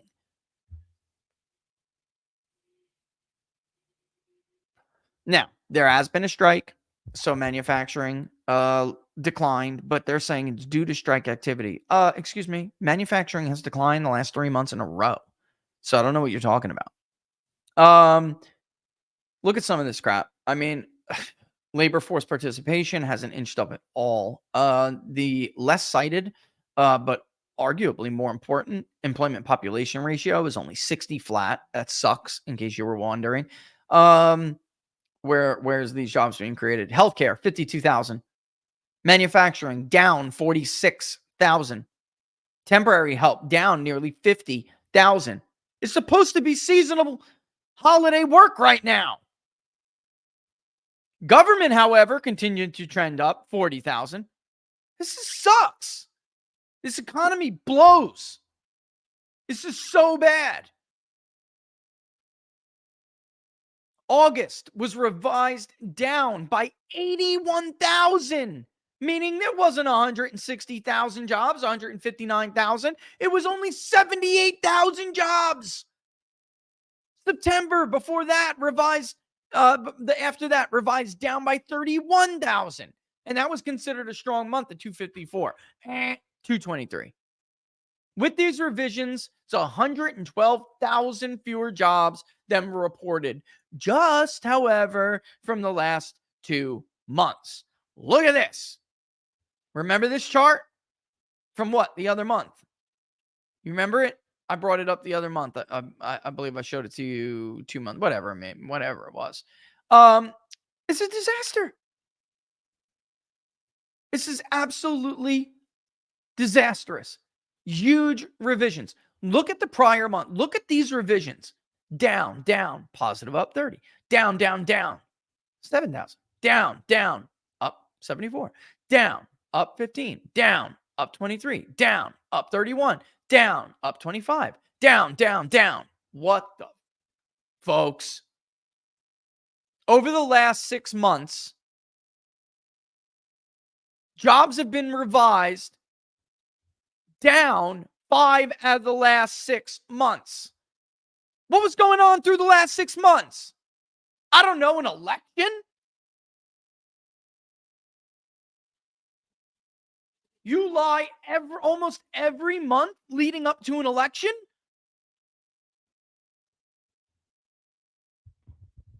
So bad.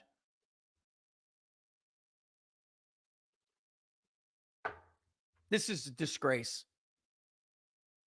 An absolute disgrace that we are lied to like this by our own government.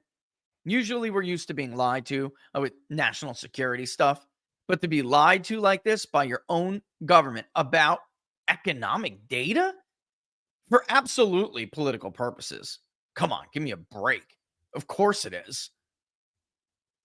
It's just disgusting. I mean, can we honestly continue in a self-governing society like this? I argue we can't. I do not think we can. I think it's inevitable that this is not going to go on forever. I mean, sooner rather than later. Oh my God, please tell me it's loading up.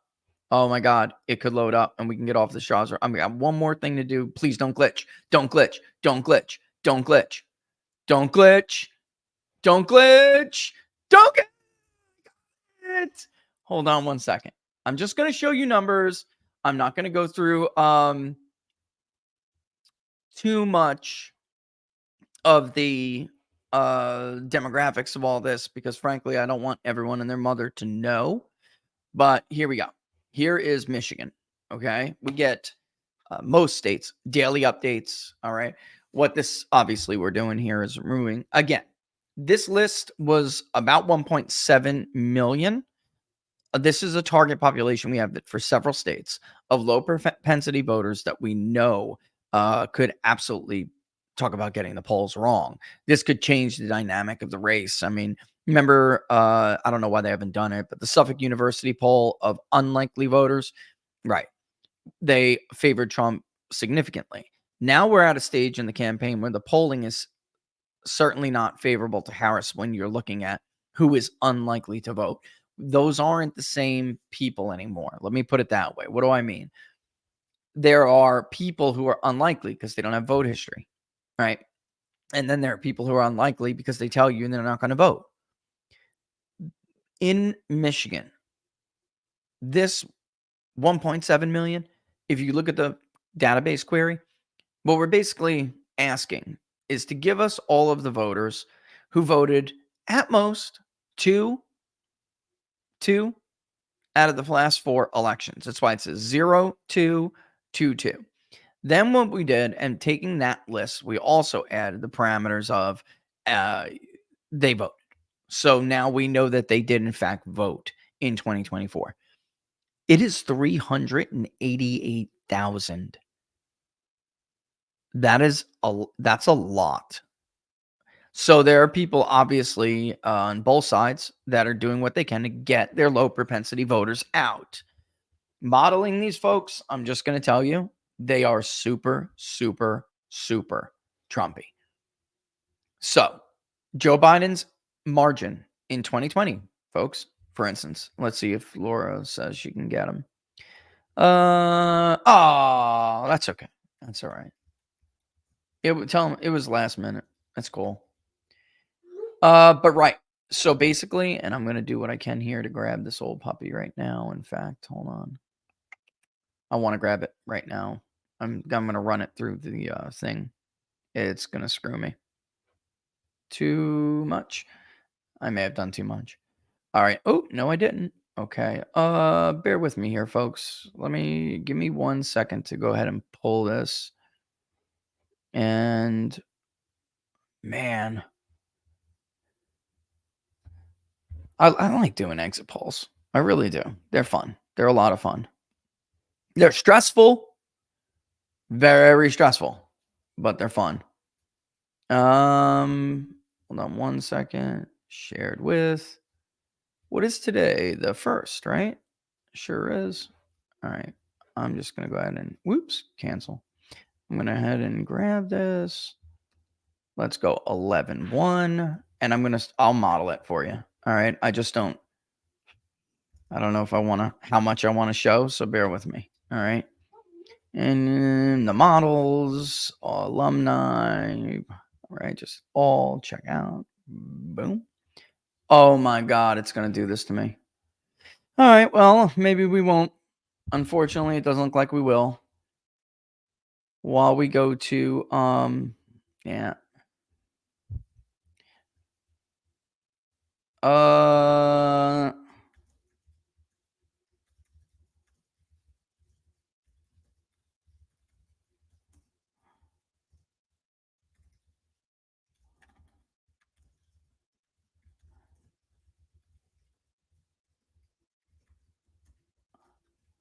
right. So,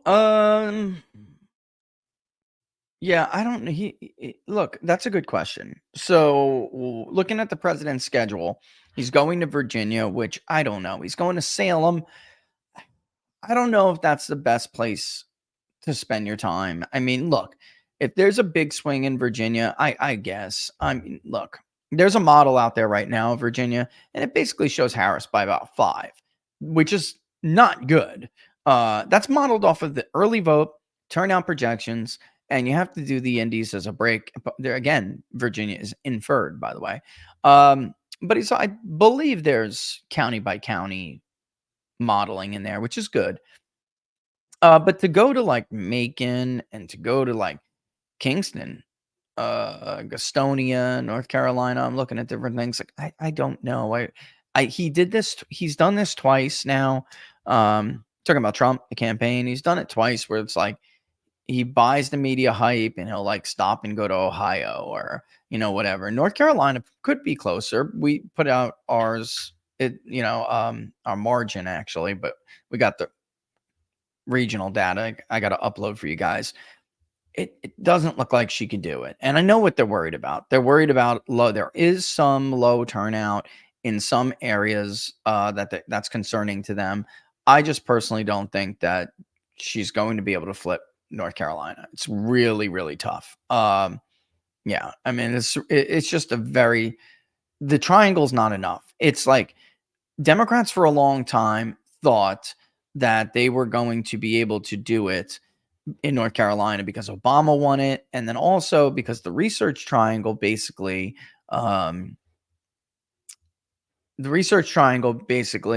was like their, I don't want to say great white hope, but like they believed in it, hoped that it would turn into like a Northern Virginia kind of situation. And the truth is, it's not. It's not. And then okay, fine, Mecklenburg and Wake County, right? A lot of people have left Wake, but as people were leaving Wake that were redder people, Republicans leaving Wake, and there's a small part of Wake that really does constitute that 35%. It's a good community and they're good people there. That's being offset with them leaving.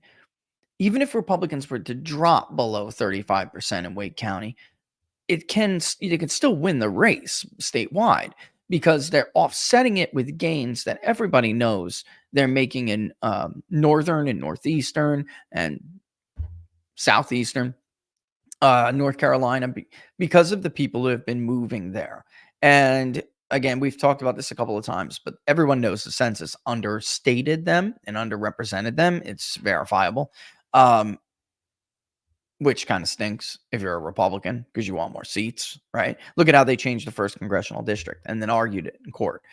That really should not have been the case, but it's using census data.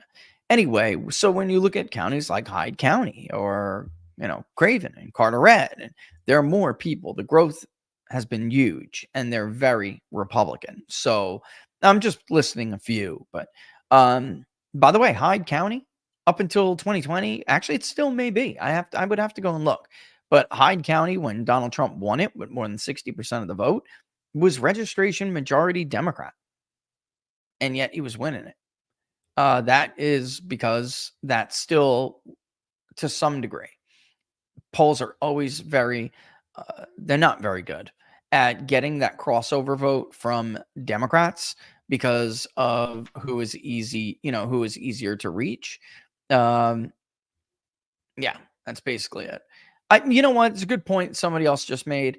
Like, it's possible that Whatley wants, he does not want to lose that state, and he's going to make sure that Trump goes back and generates to get out the vote.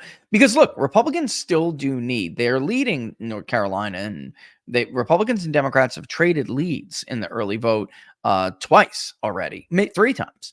And it's narrowed, and Republicans are still leading by a couple of thousand votes.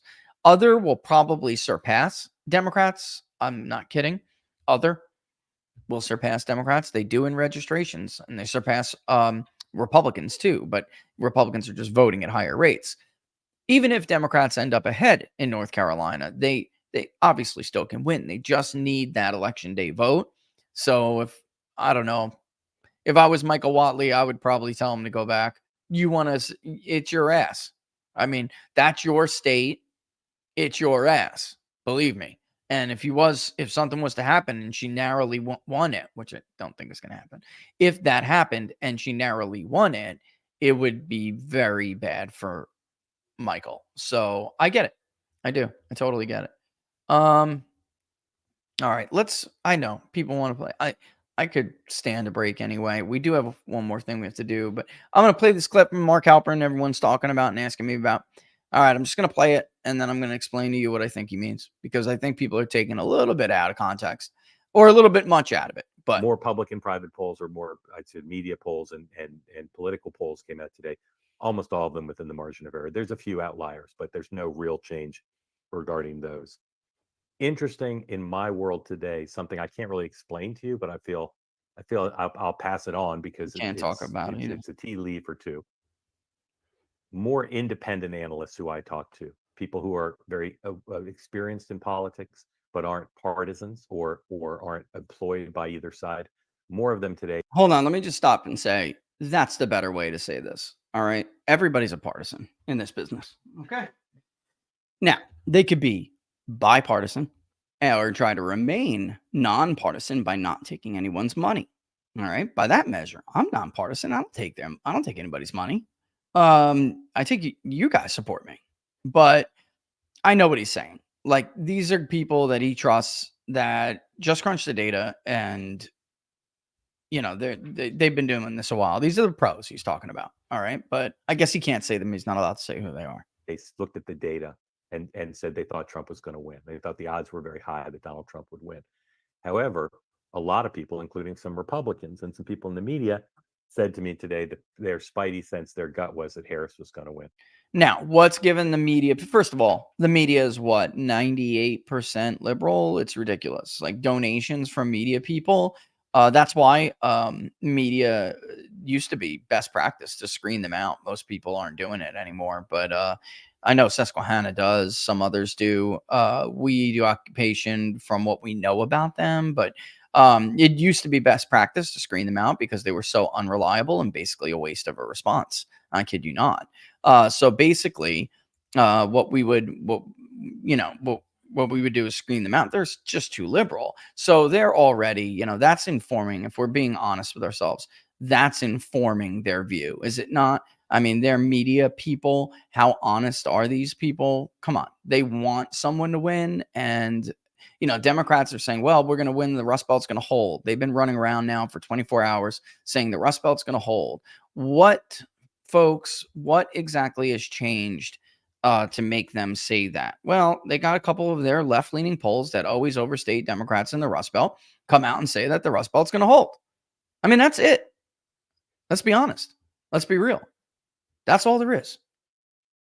There are polls that they like better, that they trust, and they think that they can trust those polls.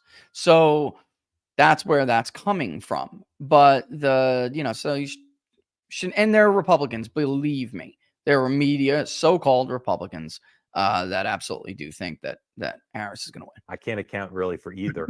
I can. But, I just that's how I experienced my day. So you have analysts looking at the data, and then you have media people cherry picking polls. I'm just trying to simplify it for you. That's the difference. All right, let's go to locals. Let's go to the overnight drop in Donald Trump's betting odds on Polymarket, driven by Kamala taking the lead in some of the. I think I kind of got to that. Anything new got released that should concern you? You want Donald Trump to win. Again, really, what is the only thing that's happened is there have been some marginal gains, and I mean marginal, in Nevada and Pennsylvania that were a little better for Democrats than they have been. But it is still the fact that they are nowhere near where they were in 2020. And even in the updated kind of forecasts on what firewalls they needed, they are nowhere near them. That is just the reality. I mean, people, the only thing that has come out since is what I just said. The fact that they got media-friendly polls, or that actually Democratic-friendly polls from media and university institutions, who, by the way, don't all even agree, right? Like you have Quinnipiac, which is a media favorite poll. Their final in Pennsylvania is Trump +2. So you have this like universe where Marist is a great example. Everyone knows that Marist is one of the worst polls in the Rust Belt. Yet they're relying on Marist to give them hope in the doom Republicans. That is what is, that and CNN. You don't take my word for it. Tom Bevan put up CNN, that SSRS and CNN, their own track record in the Rust Belt. It is not good. It's not. So, I'm not saying that to make Trump people overconfident. It is the truth. So if you have what are thought to be right-leaning polls, right, showing Trump with a marginal, except for Patrick, who put Trump +6, but when you're showing Trump with this marginal lead, right, he's got a slight edge in their model, and then you have some media polls that show Trump leading, but not quite with that kind of a margin. They're the consensus. Trump's ahead in the average, but that average lead has been drowned out by the not consensus polls that have Harris up. Who would you rather be? Who would you rather be? Epic MRA in Michigan is the only one that flipped. Look, they overstated Biden by 5. They have Harris up by 3. So again, you don't want to be that like hoping that the poll is right this time when you're not out of the margin. Like they were giving Biden margins that put him outside of the average era in 2020 in any given state that could save him, from how Hillary Clinton underperformed and Trump overperformed. Harris doesn't have that this year. She just doesn't. And you can look at the Marist poll, and there are glaring issues. The white vote. How do you get that kind of a margin with men and the white vote? Non-college is even close. It's very simple. First of all, geography. Second of all, they're new to these. This is why the one reason why I'm entertaining, and you always have to, the idea that there could be a polling miss that favors Harris. The only way that's possible is because these pollsters have no experience with mixed mode. Some of these polls or live caller all the way through 2020, they made fun of people like us who did mixed mode to collect people that we could not reach on live caller. They don't know how the hell to conduct mixed mode polls. How did they know whether or not, the sample online should be N equals versus the sample through text online? They have no experience. In fact, Marist is so unexperienced, they couldn't even properly block survey forwarding. We know this. We got it. I don't know if he's listening right now, but somebody I talk to on a regular basis was like, hey, I'm getting polled by Marist. Check it out. And I'm like, do me a favor. Check and see if the link does this. They don't block survey forwarding. So another person I know gets a survey from Marist, tells me that his cousin, I think it was his cousin, whoever she was, is a liberal and sending it to all of her friends, like at work. And they're taking this poll. That is a rookie era from mixed mode perspective. They don't obviously know what they're doing. Maybe they turn out to get lucky. Maybe. I tend not to think so. You got to kind of prove yourself with different modes, I believe, before you jump out and do anything. And by the way, this change with Marist did not occur in 22. Some people are like, but they did well in 22. Totally different mode. They just changed the mode. Just changed it. Right before they removed Biden from the race. Why? Doesn't that raise your eyebrow at all? I don't know why they would do that. By the way, JD Vance had texted, tweeted, and he was like, the Marist poll had me tied with Tim Ryan, and I won by 6. Absolutely right. They are, hands down, one of the worst Rust Belt polls. And that's really the only thing that we're seeing right now is some from CNN, not even all, and the Marist poll. By the way, the CNN polls that have her up in the Rust Belt like that, think about this. 6 points in Wisconsin. It's ridiculous.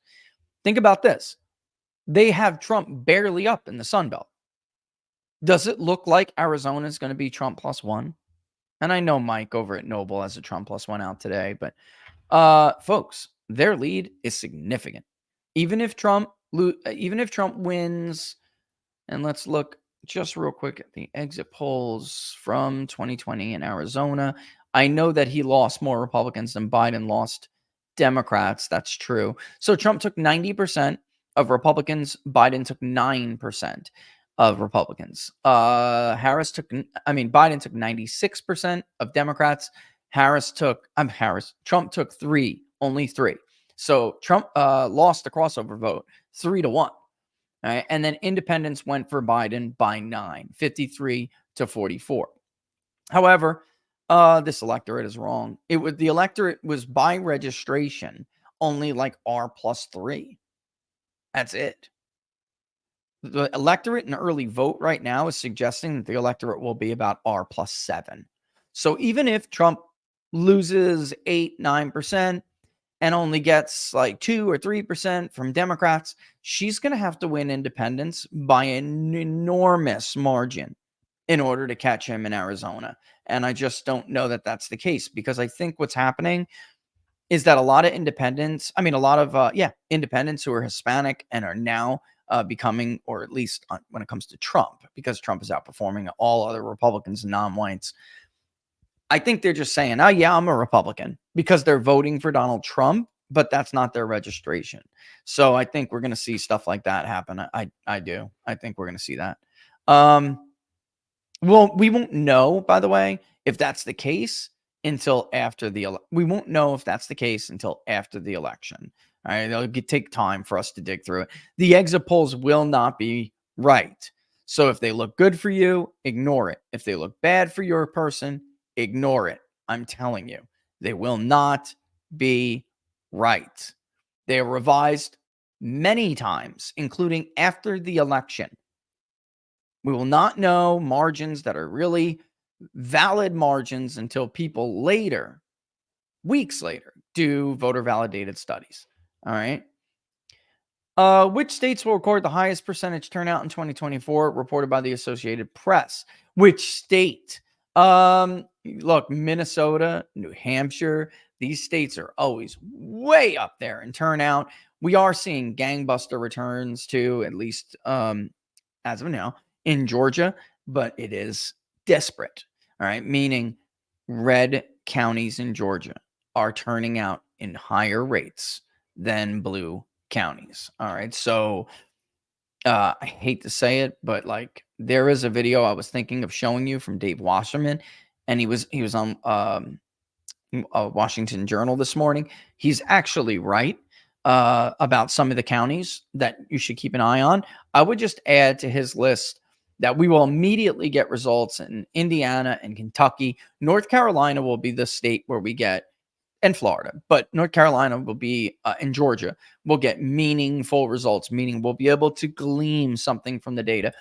I think we'll know if Trump does have some erosion with white working class that some of these polls are claiming, which, by the way, they did in 16 and 20. If he's got some erosion with this group, we'll see it immediately in Vigo and Pike counties. We'll see them immediately. All right. So that's how I knew that it was bullshit in 2020 off the rip. I looked at Vigo and Pike County, and Trump was carrying it by the same margin when all the results were reported. And not off the rip. We had to let those counties report. But I could tell he wasn't losing anything from 16 to 20. Then that means there was no white working class erosion. All right. Yeah. Honestly, the micro is even better than the macro. So when you look at like congressional level district polling, Republicans down ballot are having some issues, like D'Esposito in New York. He's having a real problem, but Trump is carrying that district. All right. It's really nuts. It may turn out that none of that is true. You look at a race like in Arizona with Kelly Cooper, the Republican he's run before. That is, I wouldn't call it the swingiest district. I actually think the first congressional district will end up being the swingiest district. But the fourth is a liberal district. It's a Democratic district that Republicans could win under the right circumstances. The Republicans, when I last checked, were actually outvoting Democrats in that district, and by a lot, actually. They were only down until 2 days ago. They were only down by a marginal amount, and then they surpassed them. So that's interesting. It's just the independents, the MPs in that area are going to be more liberal. So, just keep that in mind. Like, so if you see what, for instance, if you see, certain like Clark County independents are going to be more liberal than the independents in like Elk County. All right. So you have to put that all together. So if you see somebody say, wow, Harris is carrying independents, in this area, whatever it is, by X margin, it doesn't mean she's going to carry them in the entire state. Forget about nationally. And if somebody says, whoa, Trump's leading with independents nationally by 3, does not mean he's going to win independents in like Washoe County, Nevada. Okay. Just remember that. Right? They're very different. Independents are not the same everywhere. All right. Man, the scam and bull that I get before an election, the spam and bull is just unbelievable. The phone never stops ringing, and it's almost a lot of it, not almost all, but a lot of it is just straight crap. All right, let me get 2 more of these questions because I don't understand why the hell this is happening. Let me get to some of these questions. I was trying to show you, I really wanted to show you the breakdown of those who voted in Michigan. I looked at it last night from that group anyway. I looked at it last night and I should have taken it. I should have taken it then and there, and I didn't. And now it's given issues. And it's last night because people aren't on it. And the nighttime, they're just not in this, not at this volume. All right. So Georgia, out of the battleground states, I think Georgia's really making a play for the highest turnout. We'll have to see. Where are the AP results site? I'm not giving you that. I'm going to give you mine. I just can't put it up yet. You will have from me an entire slew of House, Senate, and President maps that you'll be able to click down. To keep it simple, it's a drill down map. So you'll just have one page for the presidency and you'll be able to drill down. So you will click on, you'll see the results as they're coming in. You'll see the basically the race to 270 as states are called. It'll move. There's some other cool stuff that's going to be there. But if you want to look at, say, Georgia, you'll click on Georgia. It'll expand the state. You'll see county by county data, and you can click and select on those different counties. You can remove some, add, remove, et cetera, et cetera. It's cool. It's cool. But hey, man, I'm giving you the AP. And when a race is called, a check will go next to it. There's going to be some cool graphics. What are the odds that if Trump sweeps North Carolina, Georgia, Arizona, and Nevada, he could just add Maine and get to 270 without the Big Ten? Yeah, I'd like to show you something. Because this idea of Maine this idea of Nevada changed the math, okay? And now you can even see the decision desk goes down to 53%. It's simply because of what I'm telling you. It's simply because of those early polls. A fair look at the early vote would tell you that it does not look like Democrats are more enthusiastic than Republicans at all. Okay, but let's do that. I'm going to keep this up as we answer questions.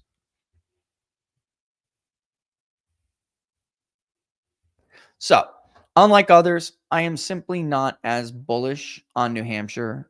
Minnesota would actually be the state to go, I believe, before New Hampshire. Now, why? Because Minnesota voted to the left of New Hampshire in 2016.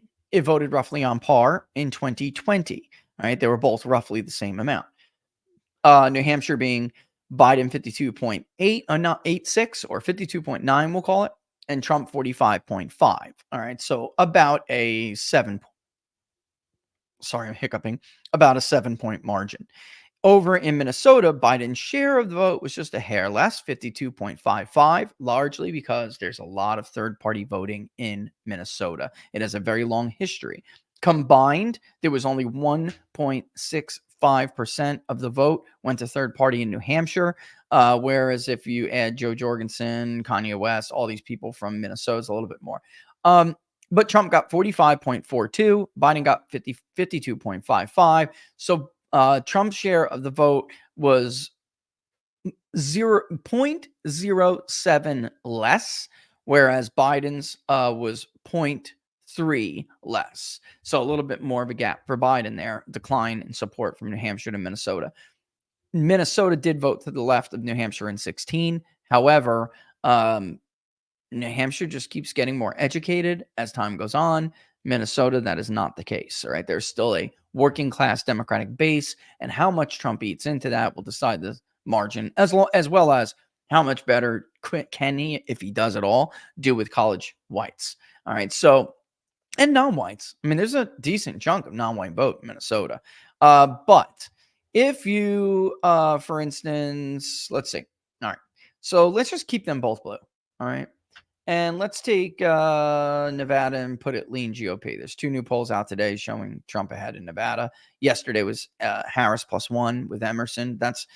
There's only one poll that really shows a significant lead for Trump, and that's the Susquehanna poll that just came out. Arizona, maybe it's closer than people expect. I'm not sure it's going to be. All right. So if at that point Trump holds North Carolina and Georgia, but he takes Maine too, he will need one of these 3 states. Okay. This is her best path because they're basically writing off the Sun Belt. The truth. They're writing it off. All right. Now, if something crazy happens, Virginia's just too heavy for me to entertain. Could it be closer? Sure. I just don't see it. But this is why it is so difficult for Harris, because anyone who's not a CNN poll, right, or a Marist poll, those are the 2 that are either going to be right and everyone else is going to be wrong, or they're going to be wrong again, as they have been, and other people will be closer. Pennsylvania surely would be Trump's easiest pick. That gets him to 287. But that can't happen for her. She absolutely needs to take all 3 of these states if she wants to barely get to 270, because it doesn't look like she's getting anything else. It just doesn't. So she needs to hold these 3 states. She's got to. I find it funny that Suffolk actually has their polling is more Trumpy in Wisconsin and Michigan than it is in Pennsylvania, which surprised me a bit. They have Trump up in Wisconsin by 1. They have Trump up by 0.4 in Michigan. All right. And they have it a tie, basically dead tie. I think Trump's up 0.2 or something. But Trump is leading in the battleground counties, the bellwether counties. All right. So whatever. Let's just put that back to a toss up. If that's right, and he's up by 1 in Michigan. That's it. And it'll be a nail biter, and we'll wait. But I honestly think that well, then again, I thought we were going to know from Pennsylvania. I thought we were going to know from Pennsylvania in 2016 when I started to see the results come in. I was like, whoa, I think he may take this. And if he does, we're going to find out real soon. I was just waiting on a Philly drop. But as we were waiting on the Philly drop, Fox News called Wisconsin for Trump. And that was because Dane County was in, and what was outstanding in Milwaukee was not enough.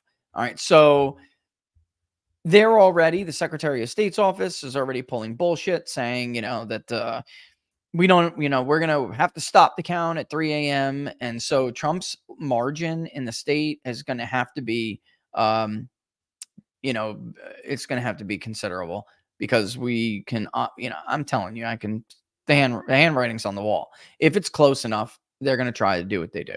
But, there's some real high turnout, some red areas in Wisconsin right now. So forget about Boner and his modeling, which is always wrong. Even when Democrats win, it's still wrong. His modeling is wrong. So I would totally just ignore that. Walsh just called Elon Musk a gay guy. Could you imagine if the Republican nominee called Tim Walz gay? Holy shit. They would absolutely lose their minds. Absolutely lose their minds. All right. All right, let's get through some more of these questions real quick. I know Poso is going to be waiting on me. I time my cardio workouts to coincide with Inside the Numbers because your rants fuel my energy. Love that. It's awesome. I appreciate that. PA early vote firewall and how Dems can possibly think a firewall of 450 is good when it was 600K in 22 and 1.1 million in 2020. I don't get the math there. Listen, this is the thing, Giants fan. This is me. I have been a major critic of this firewall bullshit I keep hearing everywhere. The firewall cannot be lower. And if you have a decrease in your voter registration advantage, it cannot be lower unless there is a collapse of turnout on the other side. From what we're seeing, it certainly doesn't suggest there will be. The firewall, if you're generous to Democrats, really needs to be closer to 500,000. And why is that? Because we're taking some Republican votes off the board, but Republicans are adding more, not raw votes, percentage of their total returns. Is a higher percentage of that is low propensity than Democrats have. Democrats are banking reliable voters right now. Yes, I am doing election night coverage. They are banking more reliable voters than Republicans. And that is a real problem because, again, they don't exactly have an election day huge apparatus. They just don't. So bottom line is this could be an issue for them. They only put up like 100,000 and change. Not even. I think it was 89,000 and change election day votes. Everything else, let me see, partisan votes. Let me go and look. I want to say, I really do. It was not a lot. I don't want to say it until I know for sure. I'll check it and I'll even probably tweet it or something. But the vast majority of their vote was already cast by mail. They put up a very paltry amount of votes on election day. They would need to increase that by because what we're talking about, Joe Biden's margin, folks, it's not much. Joe Biden's margin was about 80,000 votes. So if they don't have that in their firewall in their tank right now. So for me, it's like they need to put up a larger firewall than 450. 500 was the one where they it started higher than that, ended up at 500. Then they reduced it to 400. Now they're increasing it to 450. That's all based on what they're seeing returned every day. But in truth, if you're not counting on anyone changing their minds, which everyone's poll show they are, then they really need more. They need to crack 500. They do. Or put up an additional nearly 100,000 votes on election day. And I don't know, 100,000 more than what they did in 2020, I'm talking about. And that is not likely to happen. If it was, we would have saw some booming vote early. And I just don't I don't believe it. And thank you. Yeah, I did. I got to 300K. I surpassed 300K on X, which is sick. And I was saying, let's see if we can get this retweeted so we can get a follow from Elon, but I didn't get it. I could have swore he did follow me, but I guess not. My biggest fear is that voters show up to vote on Tuesday and face multi-hour lines. They decide not to vote. Is the real voter suppression long lines, not voter IDs? Spinnaker, that's a great point. That's why getting people to vote early for Republicans is such a big deal, because that will shorten the lines on election day considerably, depending on the state. So that was a problem for Carrie Lake in 22. Had they banked early votes, she would have beaten Katie Hobbs, but they didn't, and the judge didn't give them extra time, and she lost. I mean, that's it.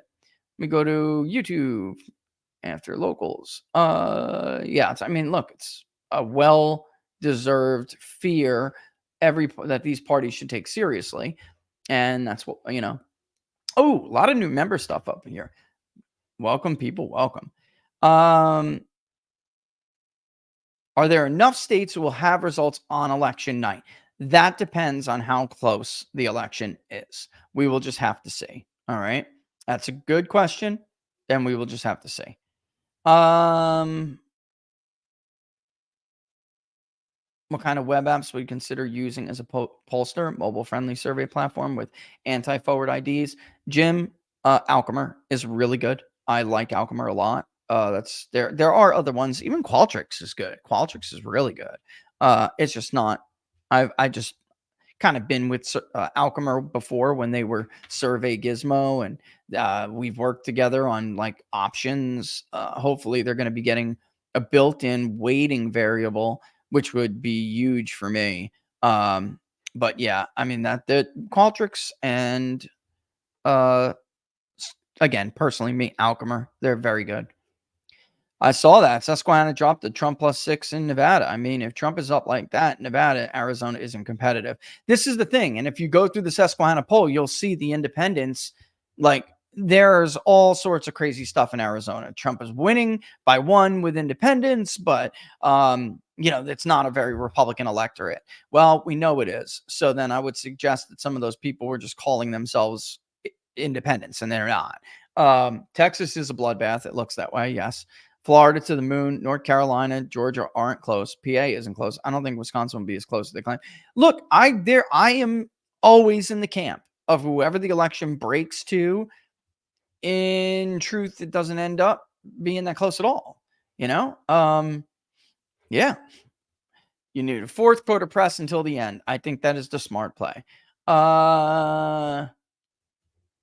Is Jeb going to win all 538 electoral votes? Yeah. I mean, Megyn Kelly, they said Michigan counts votes for days and Rust Belt governors will do anything to not let Trump win. Thoughts? I actually disagree. Okay. I know Jocelyn Benson is the Secretary of State, and Gretchen Whitmer may not have as much control over her. But I'm telling you, Josh Shapiro does not want Kamala Harris to win. He does not. And I don't think any of these people, Gretchen Whitmer wants to be president too. It was actually in their interest, her and Shapiro both, to have Harris lose this election. It is. But yes, Michigan is pulling this shit. There's absolutely no reason for them to continue that vote count as long as she was saying. And, she got blowback because she had said, we'll have basically the election counted by election night. And there's no reason that they shouldn't. I mean, there'll be some ballots, of course.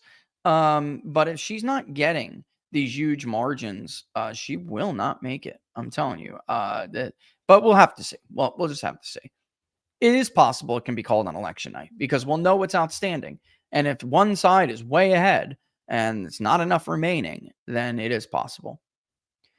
This is a report from one person who keeps talking to the media. And believe me, the Trump campaign, they know who it is. I don't know why this person has not been removed, but they know it's actually a small clique. But one spoke to, what's her name? And it's a reporter who's scorned that she is not allowed to be in the rest with the press gaggle with in Mar-a-Lago or really elsewhere on the campaign trail. And it's because she is, she is a piece of crap who writes trash. Listen, I think I basically addressed that already. I'm just saying there's also a fine line between motivating voters and dooming. And I think some people went to the level of dooming and that got back to donors. And that's why. So, like when Mark Halperin says that there are people who think Trump has stalled, that is true. There are on the Republican side, there are people who think Trump has stalled. I'm telling you, I actually know exactly where it's coming from. And it's not based in data. It's just look, the men thing is being misconstrued, or the severity of it. And actually, I'll be talking to Jack Posobiec in like 15 minutes on a show about it. It is being, I would say, overhyped. But the bottom line is they still do need those men to vote. Absolutely. And it's not just men. There's going to be election day women as well that they need to get out to the polls. But because two things are happening. One, Republicans did a better job getting their women to the polls. And like Democratic women or any woman, they will vote early at higher rates. All right. So now with the addition of these Republican women in the electorate, it absolutely drove up marginally the share of women in the electorate. And then that combined with non-white men, especially black men, not voting Democrats. They're usually Democrats, not voting for Kamala Harris, not coming out to vote. That is, coupled together, creating a more female electorate. All right. Now, again, do we expect them not to come out when they came out twice with Donald Trump on the ballot? I just don't. I think that's a stupid gamble. I do. Get him out, motivate him, but to doom over it is unwise. You'll doom to the point where you could depress people, which is what I think people did. On Ohio, Trump winning by 6, Moreno down by 1. Is it safe to say you view these as underestimations? I think Moreno's going to take it. I do think it'll be closer than a typical Senate race. Like a Vance wasn't that close. But then again, I mean, look, people had Vance tied with Ryan or even down by 2. Only those so-called right-leaning polls had Vance up, and I had him up more than anybody, and I had him up 6, and he won by 6. I think Trump's on par to win Ohio by what it's hard to get higher. We haven't polled it in a while, but man, we had him leading Biden by like 14 points at one point. It was disgusting. But a 10 or 11 point win in Ohio was totally expected. It's a dooming psyop. Andrew, I want to put this up there. It's absolutely a psyop. Didn't faze me at all, but I had to calm down others. Absolutely. It is definitely a dooming psyop. And that's the point. You would expect that. And welcome to all these new people. You would expect that at this point in the campaign. One side is going to say, our firewall is holding. We're going to win this thing. And that's to motivate their voters to vote. And then they're going to do things like, guess what? Trump's lagging with seniors. Trump's lagging with seniors in PA. He's, the electorate is too female for Trump to win. The problem is the right not only grabbed onto it and believed it, but they spread the doom like a virus. And it's like, they played right into the one thing that the media can do well is a psyop.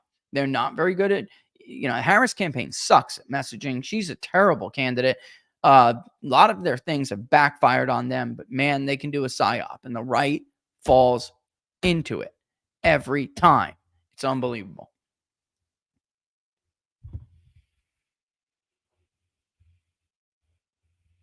First, I just want to put this up. They do. They're pathetic. They are weenies, total weenies. Worried that even if Donald Trump wins, he's handed a horrible economy on the precipice of stagflation with risk of inflation and job losses. And I'm worried about, and it would be a Pyrrhic victory. Oh, I love that phrase. Denny, I worry about a debt bomb. I do. And when would they allow a debt bomb to be set off? When a Republican is president, so they can blame them. Come on.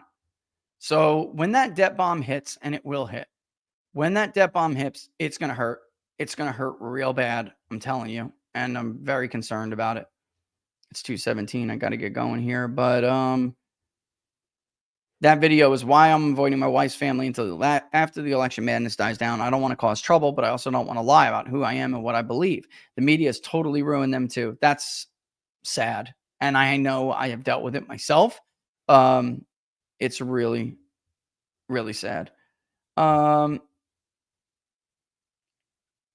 This is so seriously, so this is a comparison that is a good comparison. And it's not only Scott Pressler, there are other groups in there as well. You got Elon's group in there.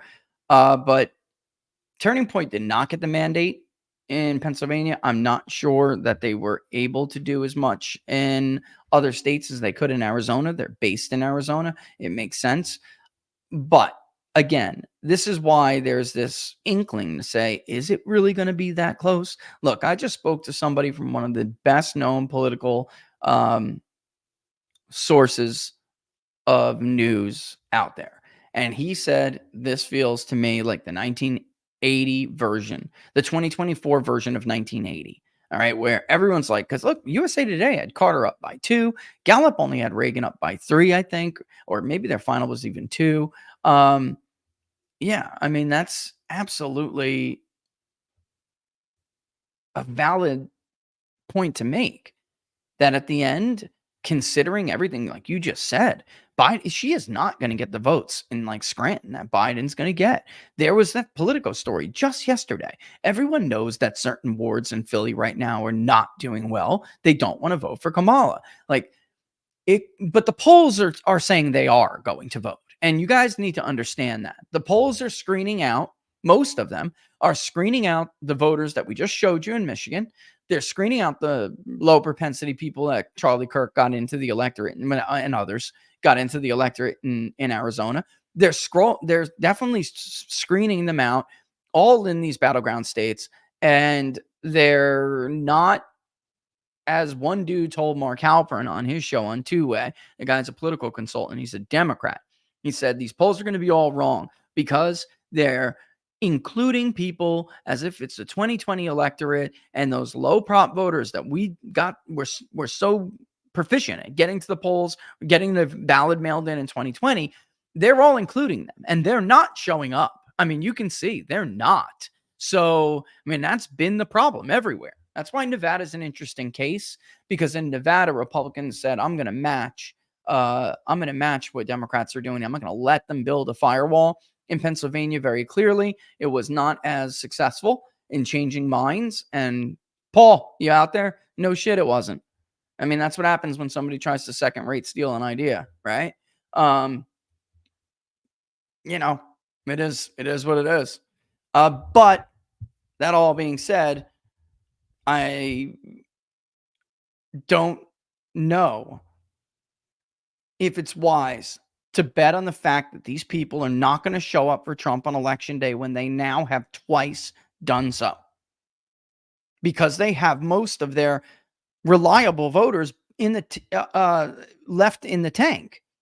Democrats are getting, at a higher rate, they're getting their reliable voters to vote by mail, yet they're still lagging significantly, which tells you those low props from their side, 2020, that got Biden over and only got him over 80,000 in Pennsylvania, are not getting to the polls. They're not. Let's cut it. So you got to assume Trump's not going to get this massive turnout. I think that's unwise to bet against. He got it. 7 million more votes in the electorate in 16. I mean, from 16 and then from 12 to 16, there's only 120 million turnout in 2012, folks. That's it. Trump comes, it's 137 million. Then another 7 million he adds from 16 to 20. I just think it's unwise to expect this to dump. I really do. Yeah, so basically, yeah, that's it. Josh Shapiro did not turn down the job.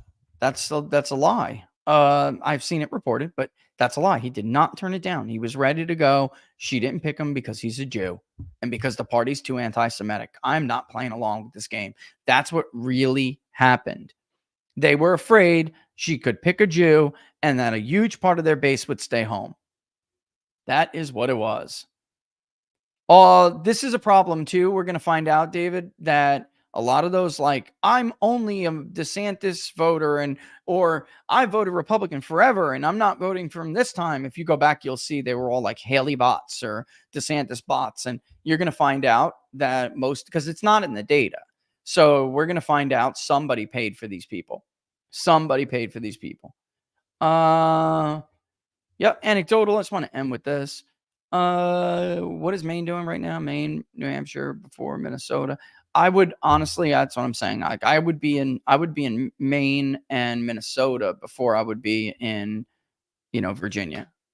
Anecdotal, but I'm voting early for the first time in my life, and I live in Cali. I'm voting because I want a popular vote win. I'm actually excited to vote this year. Energy for Trump is off the charts. Man, thank you so much for voting. That just made tingles. Because if everybody voted, believe me, the outcomes would be very different.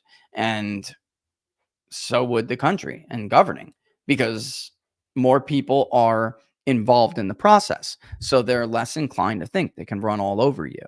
Right, because voting hasn't been, so great. And 2020 was high, but because it hasn't, you're not telling them consistently year in and year out, we're watching you bastards.